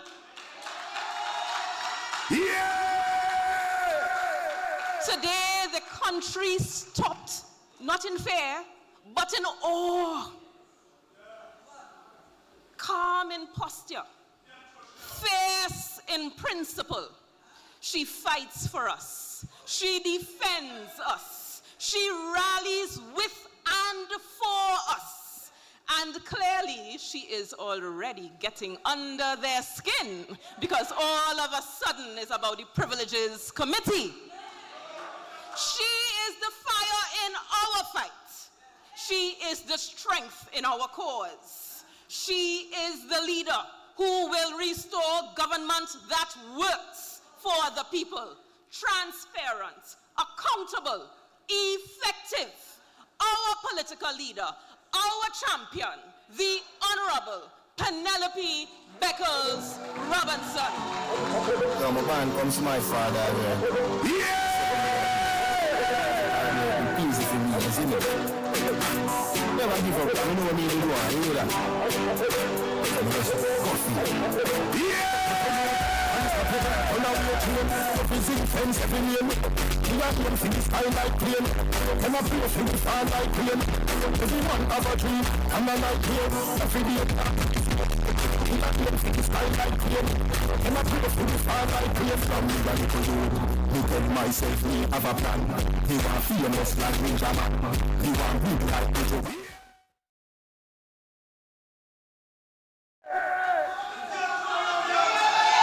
Great is the PNM.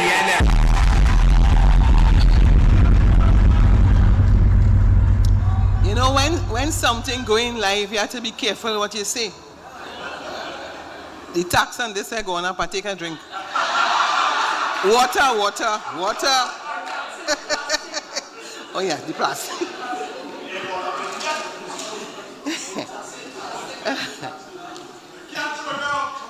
Let me just say good night, but I am in the constituency of Port of Spain, North St. Anne's West, your Member of Parliament. Our former Prime Minister, the Honorable Stuart Young. Let me specially acknowledge His Worship the Mayor of the City of Port of Spain, Alderman Shinwa Allen, and all other councillors. Let me acknowledge my deputy political leaders who are here, Sanjeev Boodoo, all other officers of the party, all members of Parliament, People's National Movement. Good night. So Stuart would have told you that, we are having this meeting. There's a traditional meeting, Pigot's Corner, and I'm seeing our matriarch, former minister, the Honorable Joan Yule Williams. Special acknowledgement. And when, Stuart and I discussed this meeting and we were trying to decide, should we go to the traditional Pigot's Corner? Should we come here? We were thinking about the weather and we decided to come here. It doesn't matter whether we are there or here, we are in Port of Spain North, St. Anne's West, continuing a tradition established by the People's National Movement to have our meeting on the same day that the leader of the opposition or the leader of the party speaks in the Parliament. You would have heard today that following my contribution, I've been sent to the Privileges Committee. Now, when that happens, you have to be very careful. I want to say to all of you, fear not. Nobody would muzzle your political leader.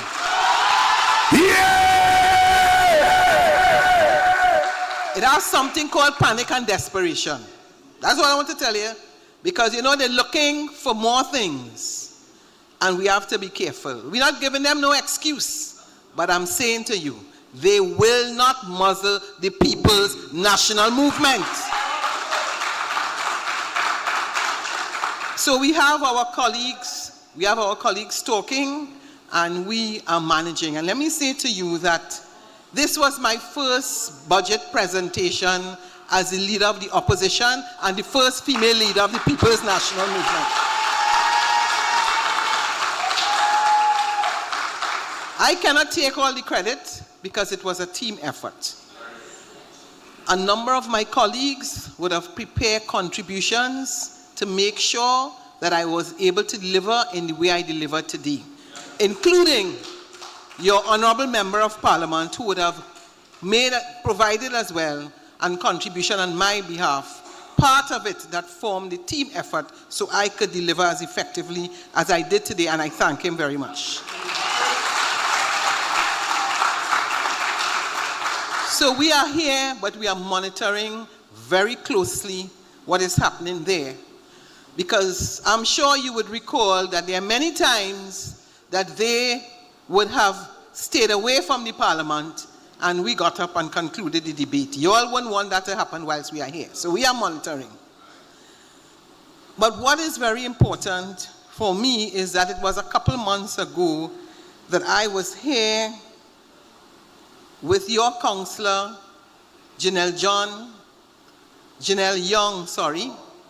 and your Member of Parliament, your councillor that has a foundation called the Pineapple Foundation, doing a project to empower women. That's the last time MP Young and I were here. I'd like to congratulate her for the good work that she's doing to empower women. Let's give her a round of applause.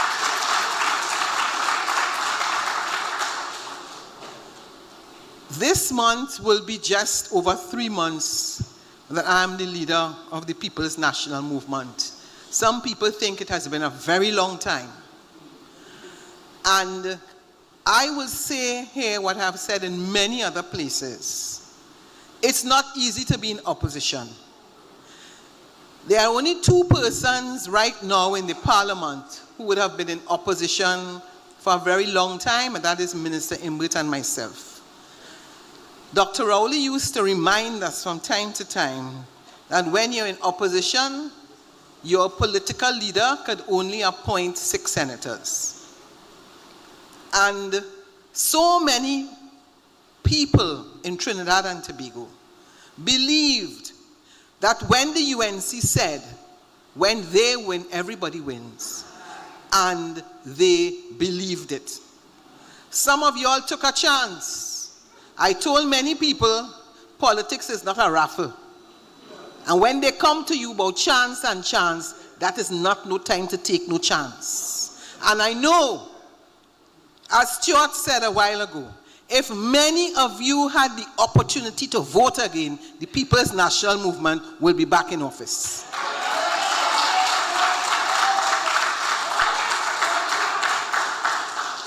When you have the opportunity to compare, you know what is chalk and you know what is cheese.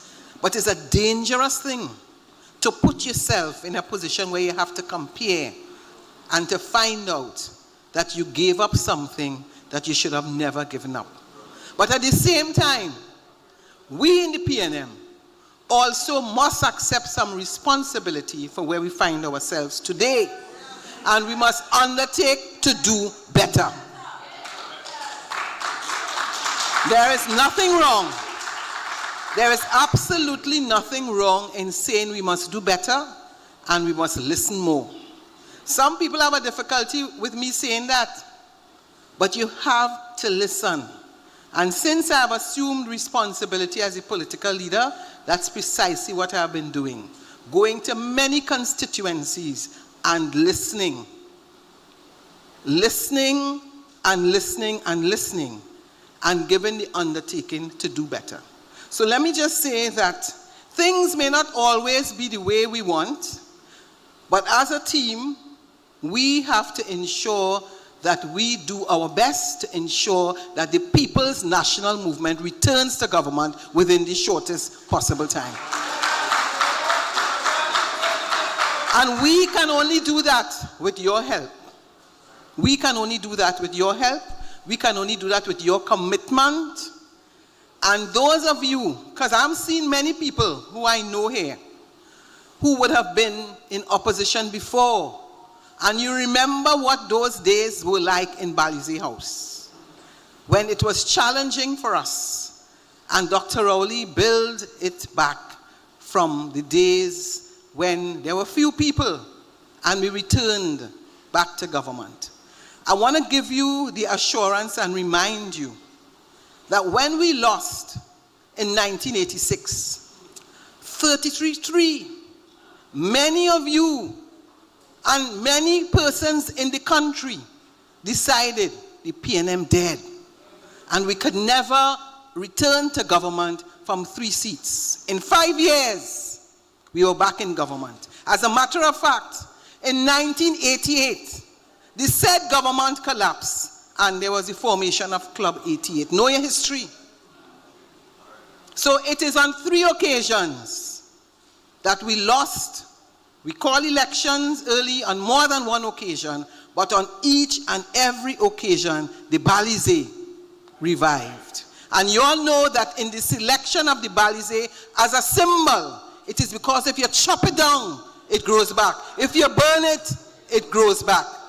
The Balize never dies. So we are going through a patch, but we will rise. And it's up to us to be committed to rise. It is up to us to do the hard work. Let us face it. It is not a question of just sitting down and say, well, all right, you know, like some people saying, they ain't gonna last, and that may be the case, but you also have to prepare to make sure that when we get there, we do what we have to do.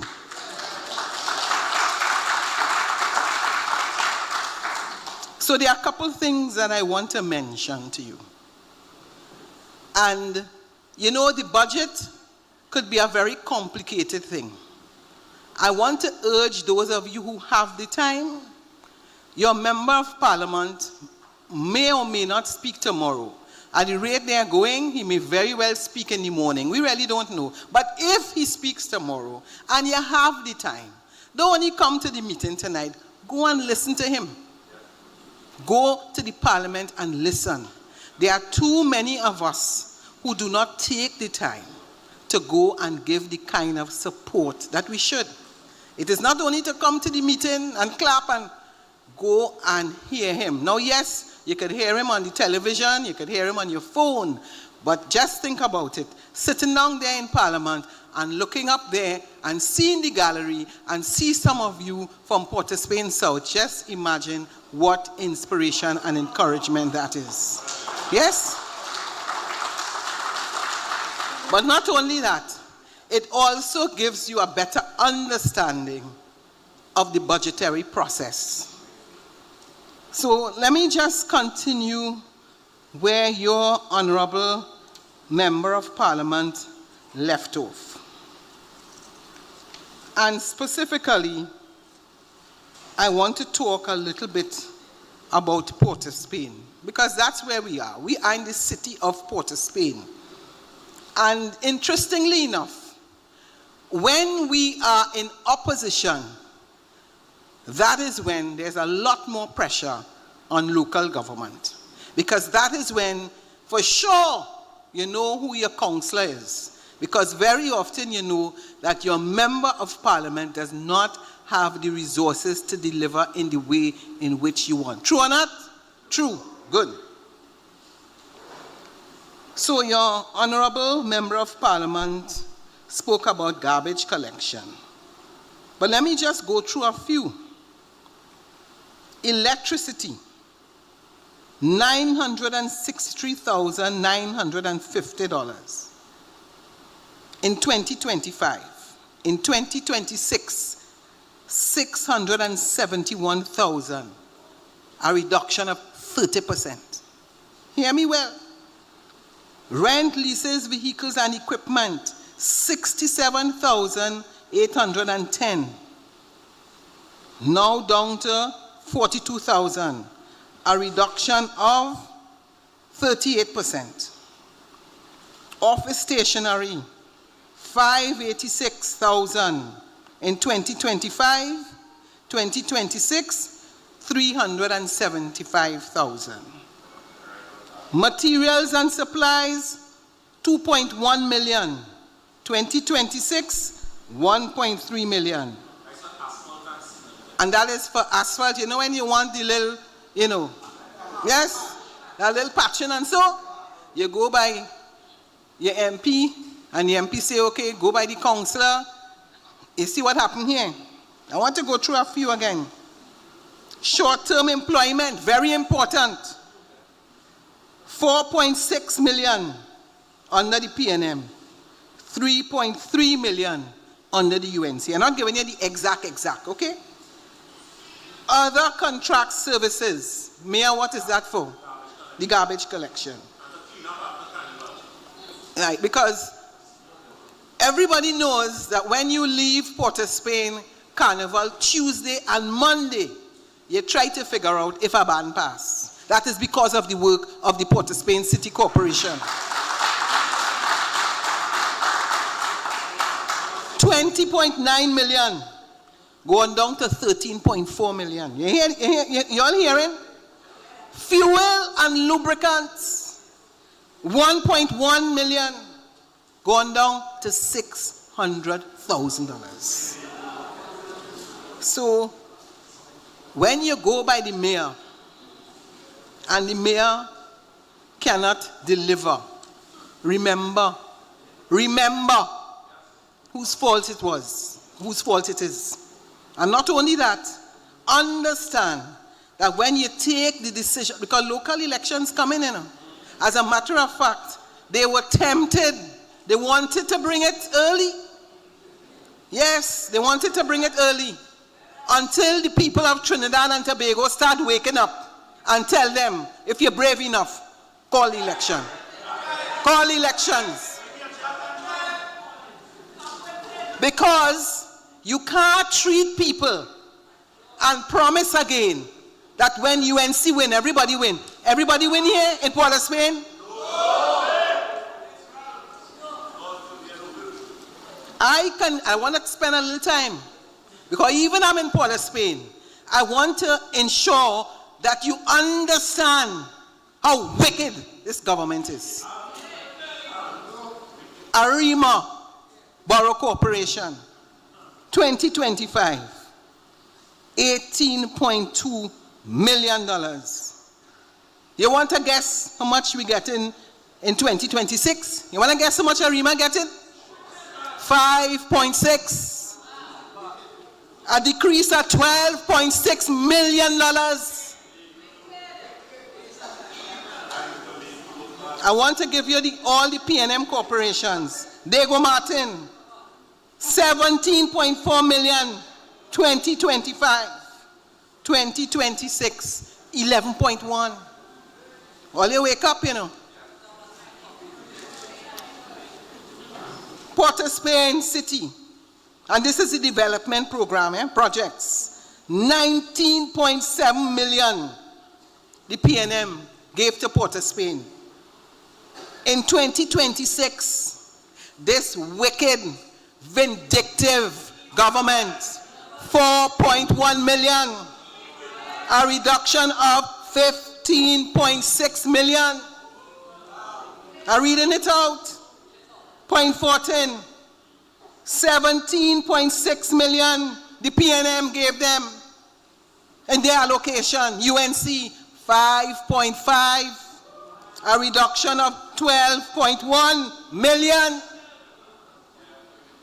San Fernando, 20 million the PNM gave the UNC, 18.5, a reduction of 1.5. Tunapuna, 18 million given by the People's National Movement, the UNC 17.2, a reduction of 0.8 million. Now listen to the UNC corporations. And I hope all are listening, you know. All right. Shogunas. The PNM. Now if you note the figures, under the PNM, everybody get between 17 and 20, right? 17.2 million the PNM gave Shogunas in 2025. How much you think they gave themselves? 37. An increase of 20. Yes, yes, yes. When UNC win, everybody wins. Cuba, Tabakit, Talparo, the PNM 17.1, under the UNC 19 million, an increase of 1.8. Mayaro 17.2 under the PNM, under the UNC 18.8, an increase of 1.6. Penal DB under the PNM 17.1, under the UNC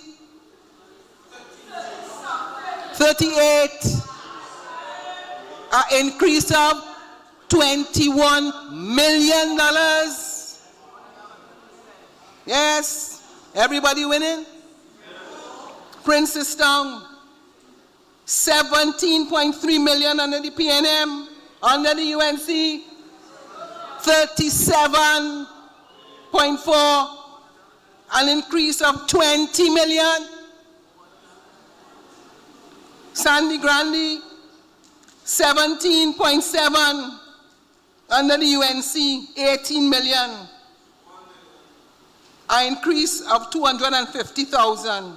And Separia, 17.3 under the PNM, 21 under the UNC, an increase of 3.7. All you understand what's going on? All you understand what's going on? And they want to stand up in the parliament today and give, or try to give the PNM all kind of pressure and make you believe that they care about everybody. Let me just tell you all something. What I just read out to you here, you could get it for yourself. Because it's a public document. And that is why I'm telling you about the importance of meetings like these. So people can recognize, as I said today, all they are doing in the parliament, it is like Christmas. You're giving a gift. You buy nothing, nothing in the box. A big, big box, wrapped with the best gift paper, plenty bow, plenty fluff, cotton, all kind of thing in it. And you're opening, and you're opening, and you're opening, and you're opening. And when you check yourself, nothing.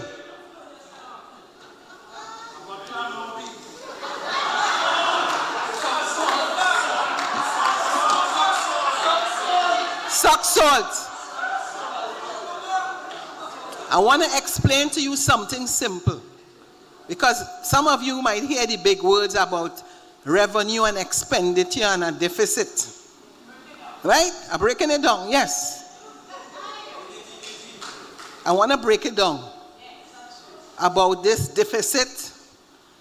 And they're telling you that they only have a 3 million deficit, but they're borrowing $19 billion. Let me tell you simple. You're working for $5,000. Yes? But you know some of us has worked for 5 and spent it. So that, and you know there are certain times when your wife giving a little trouble and your money run out and you say, well, okay, I'm going to take a loan. So you go by the bank, you say no. Go by the credit union, you say no. So where are you going next? Where are you going? Money lender. And you know the interest, right? So, right now, the way this government has put the country in trouble, no bank can want to lend them. You getting the picture? So that they want to sell out this and they want to sell out that. You understand? And when you catch yourself, they go in by whoever lending them the money. At any cost. So let me just put it simple for you. When the people's, all the years that the People's National Movement has been in office, I want you to put up your hand. How many of you pensioners went to the bank and they tell you they can't change your check? Put up your hand. But do you know, just last week in my constituency, a pensioner come by me for a little change. I couldn't say no. Because the pensioner showed me the check. And he went to the bank.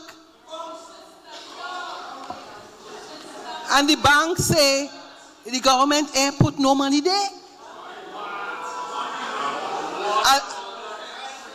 A lie? How many of you know of pensioners went, and you know, a lot of them ain't trust the bank. A lot of them ain't trust the bank. So you're seeing them line up outside Royal Bank, waiting. You know how hard it is, Stuart? You know how hard it is to reach by that counter? And that... Shamfa, excuse me, I didn't see you. Let me welcome my sister from Tobago.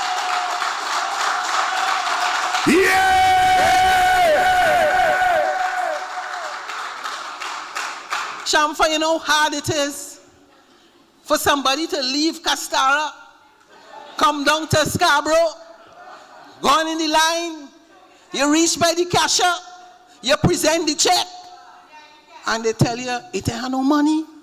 That is what's going on. When UNC wins, everybody wins. We designed a system where the money could be automatically deposited. You know, it has some of them want to check, and there's some of them say, put the money there. And you go on yourself with your card, because when you go on, you know, you tell yourself, when you put in a card and a paper come out, you tell yourself you forget the number, right? And that's why you tell yourself you forget the number. So you see the old people, they're going back in their purse. They check again. And you put back in the number. And a paper come out. So they go in the bank now to find out. No money. So as I look here now, I see a next former member of parliament. Yes. The hardest hard. The one and only Eddie Hart. The man from Tunapuna. So you have to think about what you're going to look forward to when we get back in government. Because let me tell you something. You see things like public assistance, social welfare. That is what you talk about government by compassion. Because there's no way the People's National Movement will cause you to collect a check or to go in a bank and then get your money. I wasn't here when COVID started, but I know that Dr. Rowley, Colm Imbert, Stuart Young, and all my colleagues made sure that during COVID, even though the price of oil dipped and we were not getting the kind of revenue that we expected, we managed the economy in such a way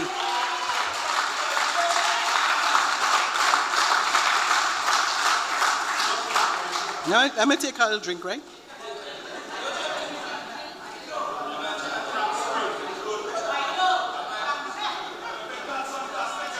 We managed the economy in such a way that not a single person lost their jobs. And that at no point in time, you went to the bank and your salary wasn't there. That is government and governance by the People's National Movement. Great is the PNM. So imagine you in government 3 months, 4 months, and you can't pay people their money. Could you imagine that? They ain't even give themselves a year. And you all really think, you really believe it's going to get better?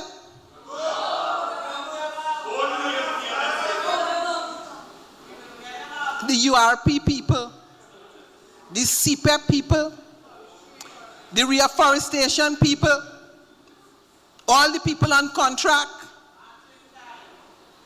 I mean, I don't know if you all listened to the Honorable Prime Minister when she took her oath by the President's office. Every word, I love you, I love you. The amount of love. The UNC have a different definition of love. The definition of love under the UNC and the definition of love under the PNM is different. Because you can never love people on the day you are sworn in as the Prime Minister, and within less than a month you send home so many people that in a few months now is almost 50,000 people that are home. And think about the impact of that. I am sure there are councillors here, there are former ministers here, and don't feel that because Faris is no longer an MP, they ain't going by Faris for books. Don't feel that way. All of you know that during this vacation here, because when we were in office, Dr. Dolly ensured that the process to give out the grants was completed. It was just a question of you getting it. They come into office. How many people here know somebody get a grant? Put up your hand. I wonder how much of all they went by Stuart for books and bags. I ain't going to ask all it to put up all your hand. The reality is, they don't care. They absolutely do not care. Not only that, they also have a different definition of lying under the UNC. Because they will stand up straight and lie. And you just begin to question yourself because you can't believe they could lie so good. So I want to tell you, my people, you see, election going to come again. We have election in Tobago, you know. We have election in Tobago soon. Then you never know, because they have a constitutional majority and they could have local government come early.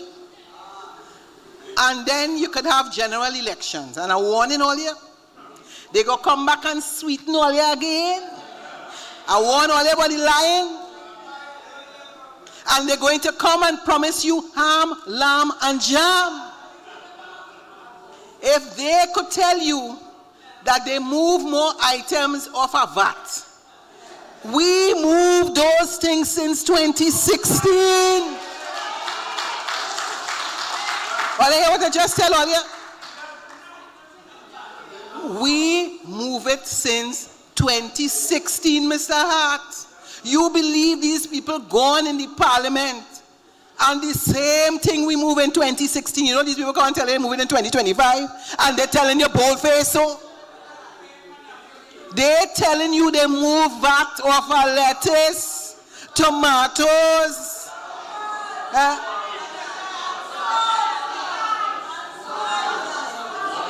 And they want you to suck salt.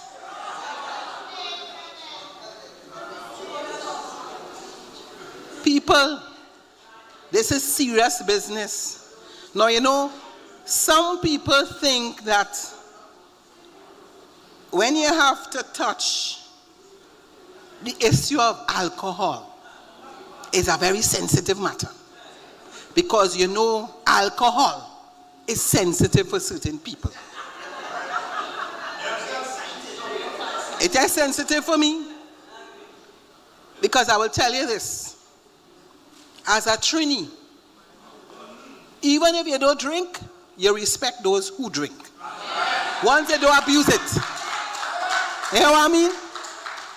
So when the bottle of White Oak moved from 110, 120, depending on where you are, it could be 110. And it going to $160 now. Because not everybody drinking, you know, some people start putting it in the cake. You understand what I'm saying? So sometimes they feel all that we drinking when we putting it in the black cake or the punch cream. They get me? Writing down? Yes. And the interesting thing, they only do it on local alcohol. Now you tell me. Now, your MP say about Grey Goose. Important. Because you know, there are some people that like.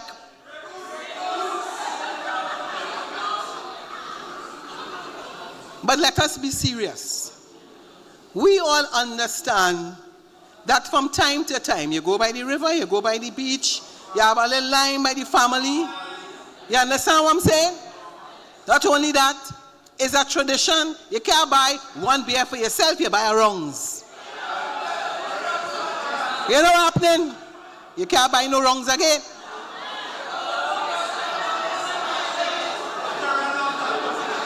And these people are saying, and either Stuart or Faris, what is the revenue generation that they're supposed to, you remember? Yes. Yes. They are claiming that with this increase in tax, they're going and get over $1 billion. Now you tell me. You tell me.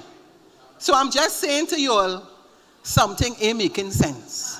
Now, not only that, I just talking for a few minutes again.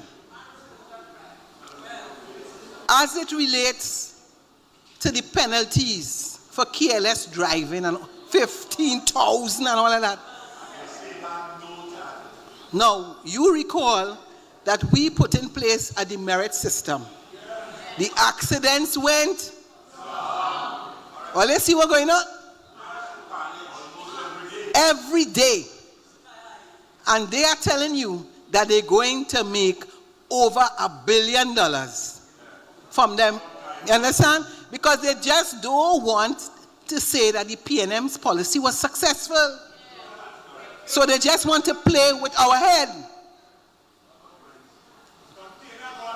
And the last two things I'm going to talk to you about is the issue of this 10% salary, where they want to try and make the PNM look like we wicked. Let me just tell you all something. It comes back to understanding how the budget works. Going back to my point, revenue is what you're collecting. Expenses is what you're spending. And the reason why I have a budget, so the public will know what you're spending and what you're collecting. And if you have to pay something, you have to put it there. Now, you're going to pay, remember that? You're going to pay the public servants 10%. Do you remember that?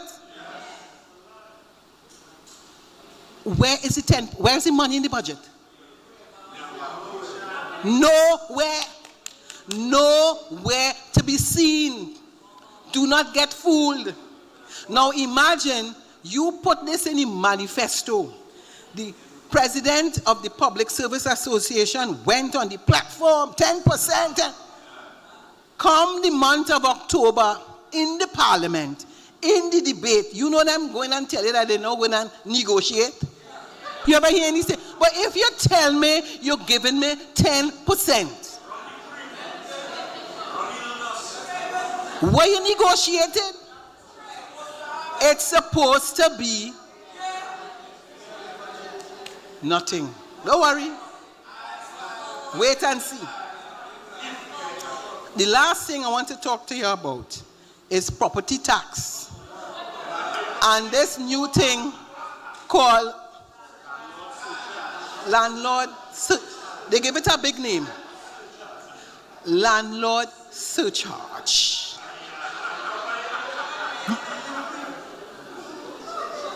Now, everybody know that when you get exactly what the government give you, or you want to make a little change, your pensioner, you put a little annex there, and you raise a little something. It mightn't be a 2.5, it might be, you know they're going and tax that? You know they're going and tax that? Remember what Kamla Prasad Bisesa tell you. I can't find it here because I don't have the time. But she made the point that no government should be taxing and taxing and taxing. Remember that? And she said that when they go into government, it's no more tax. A lie? She lied. They come into office now, and it's only tax and tax and tax and tax.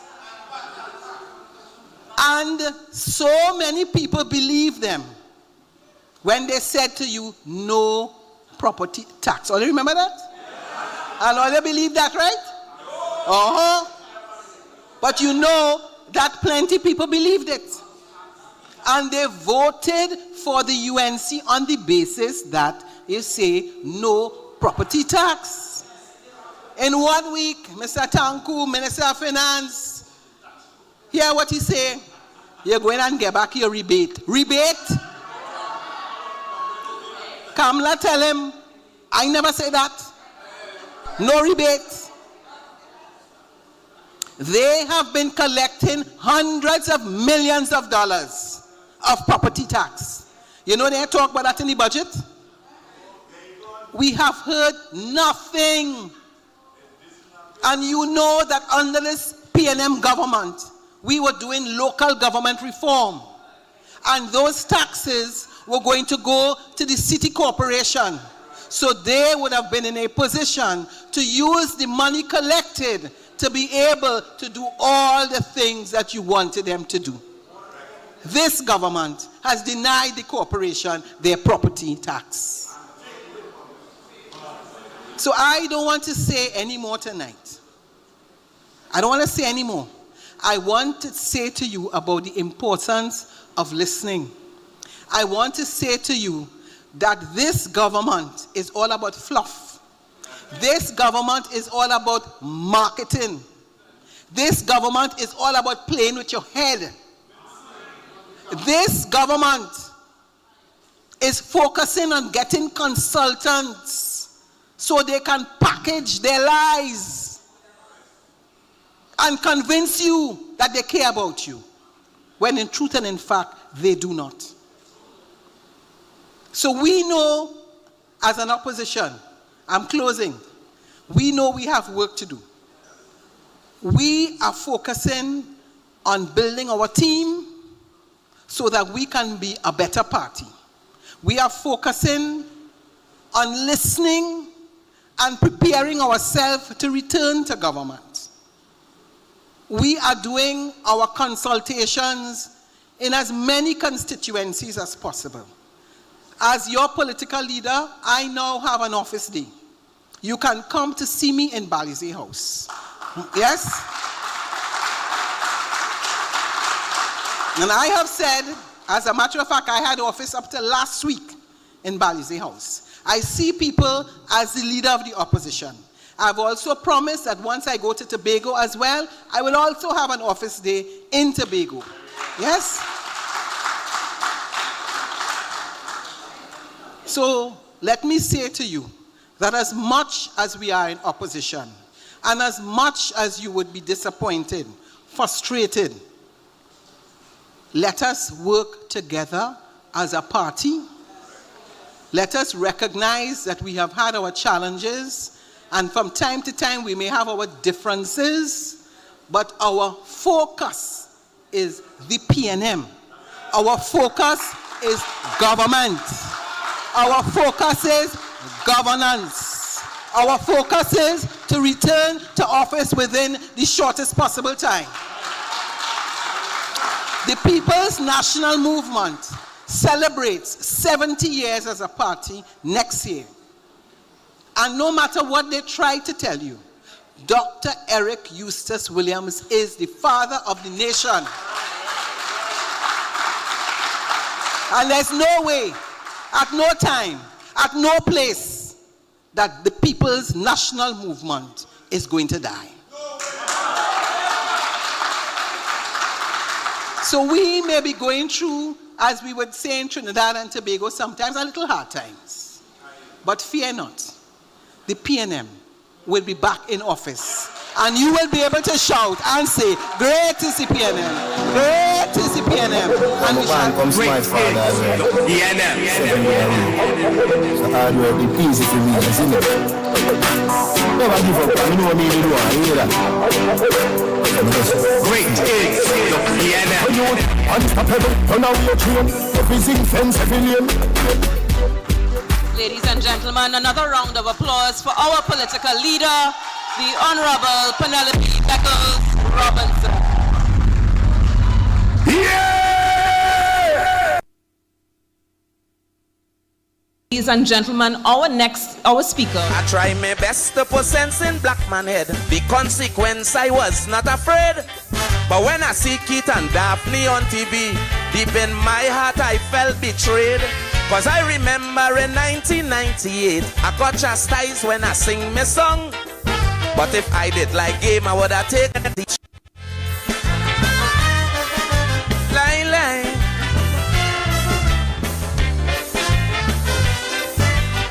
Ding, ding, ding, line.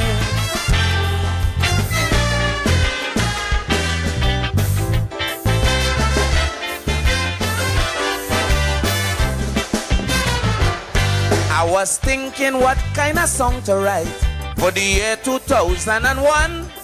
Should I compose a nation building song or just blaze them politicians?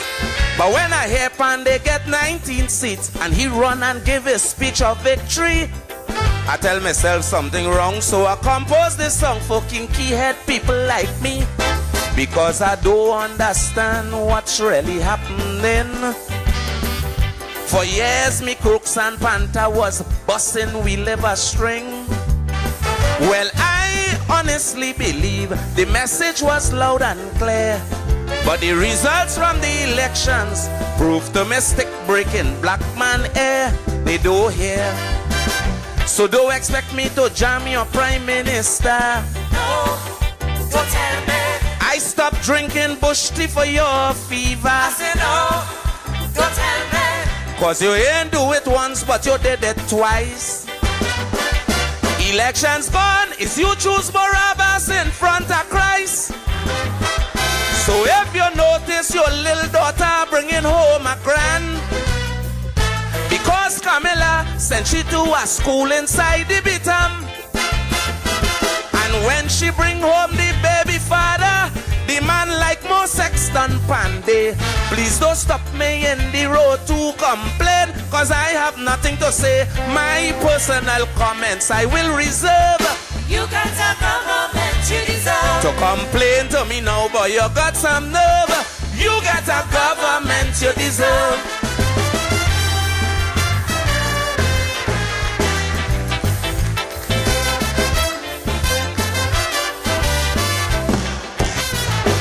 I try my best to put sense in black man head. The consequence I was not afraid. But when I see Keith and Daphne on TV, deep in my heart I felt betrayed. Cause I remember in 1998, I got chastised when I sing my song. But if I did like game, I would have take out she name and deceitfully win me crown. UNC corrupt like hell, but Satmaraj wouldn't say so. As black man open me mouth, he find that man should go. To these negative response from the black man, I'm not surprised. Because I've come to one conclusion. Today black man is his own demise. He ain't wise. So don't tell me nothing about the EBC. No, don't tell me. Because I know some of you vote for UNC. I said no, don't tell me. Don't tell me that they cancel the URP. And how you can't get work to maintain your family.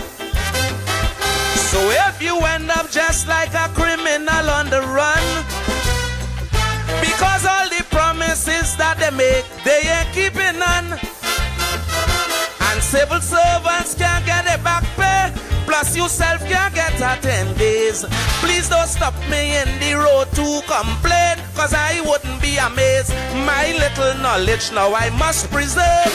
You get a government you deserve. To protest of them now will take plenty nerve. You get a government you deserve.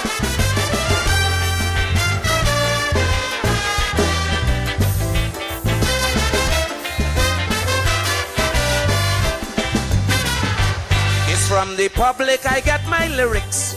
You just give me inspiration. You just give me the strength and courage to slaughter them politicians. But when I see you supporting Panday and condoning all that is wrong, it's like giving me bread and a full glass of milk, then you turn wrong and kick it down. Panday call businessmen parasitic oligarchies. But today Jack Warner and do praise the good buddies. What excuse you could have to put him back in power? If you ask Errol McLeod, he'll tell you that man was done a fork-tongue cobra. Yes, sir. Don't tell me Caroni going through hell. No, don't tell me. I hear what the man can drink, he planning to sell. I said no, don't tell me. Don't tell me nothing about the Incogen deal. And how they never give account for the shipload of rice they steal.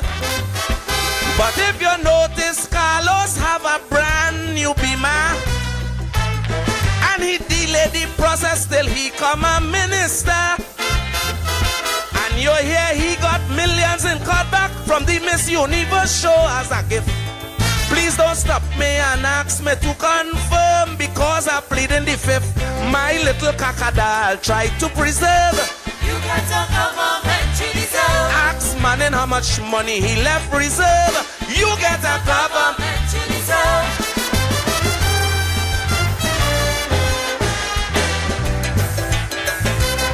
What? Allos! Sugar!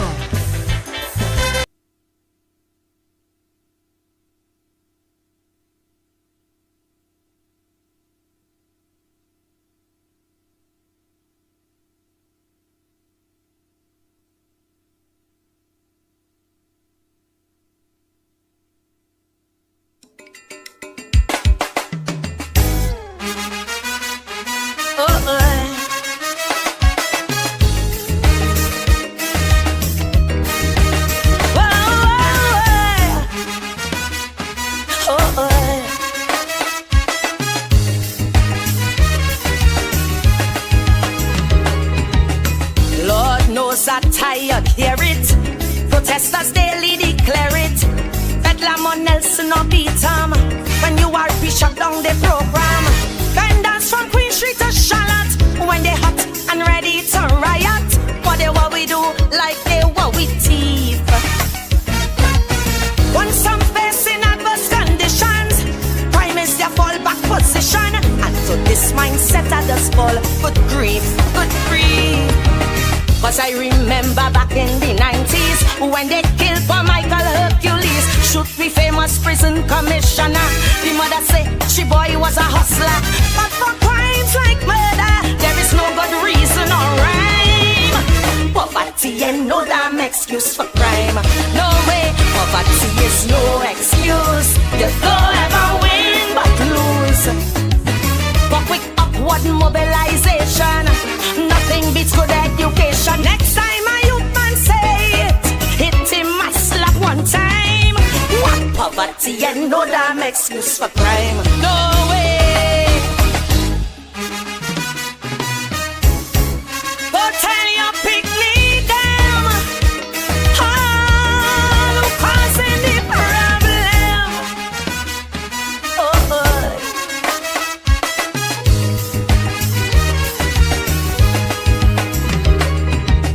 Met some youth men down on the breadline. Same song they sing and then rewind. Don't care for white pepper stat. Tell them to walk they want that. But to your face they will hiss first right. If CPAP only miss out a fortnight. But they what we do, how they what we eat. It's that self we're causing the problem. Boss man run the bread is the anthem. Posing measure war and gnashing of teeth. Still I remember Michael Hercules when they killed him back in the 90s. The mother said it wasn't murder. She son was just seeking a dollar. For many of us who broken, who don't have a cent or dime. Poverty and no damn excuse for crime. No way, poverty is no excuse. So when is your time to choose? Instead of shooting and looting, my pattern, my lack still recruiting. Tell them youth man chant it before our next judgment time. Poverty and no damn excuse for crime. So hear me now. If you're starving to death with nothing to eat, that is no excuse. When them vendors get chased off the street, that is no excuse. Unemployment land, you can't get a job, that is no excuse. If you're struggling inside in no money club, that is no excuse. Broke and to thief, you ain't have a cent, that is no excuse. Yeah, mind your picnic, can't pay your rent, that is no excuse. If life giving you a really hard time, that is no excuse. Poverty is still no excuse for crime. Take a look at Miss Oprah Winfrey. Grew up in abject poverty because of drive and ambition. Today that same Oprah with billions. And over 74 years ago, a little black boy born in Tobago. No shoes on his feet, walked from miles to school, real cool. Never knew the lap of luxury. Get chance and hard grind was the story. But today, as our PM, he rule, he rule. He never said like back in the 90s, like that you two shoot for Hercules. This nation knows me and living. Today I go make a killing. Never once stoop to thieving. By brains and hard work he climb. Poverty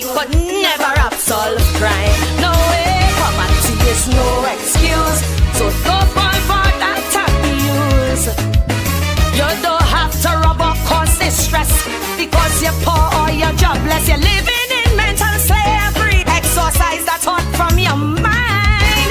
Poverty ain't no damn excuse for crime. No way, poverty is no excuse. So don't use that as your fuse.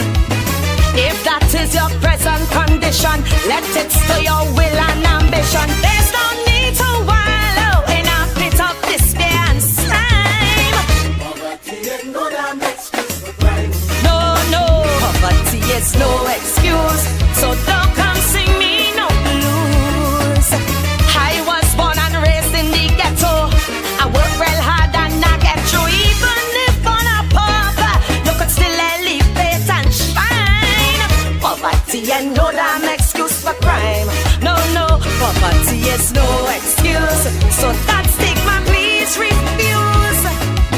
There are many heroes and legends who emerge from slums like the beaten. Once your mind can conceive it, there's no mountain you can't climb. Poverty ain't no damn excuse for crime. No way. No way. Go tell your big leader, all who cause any problem. Oh, oh. No way, no way. No way. God is the joy and the strength of my life. He moves all pain, misery, and strife. He promised to keep me and never to leave.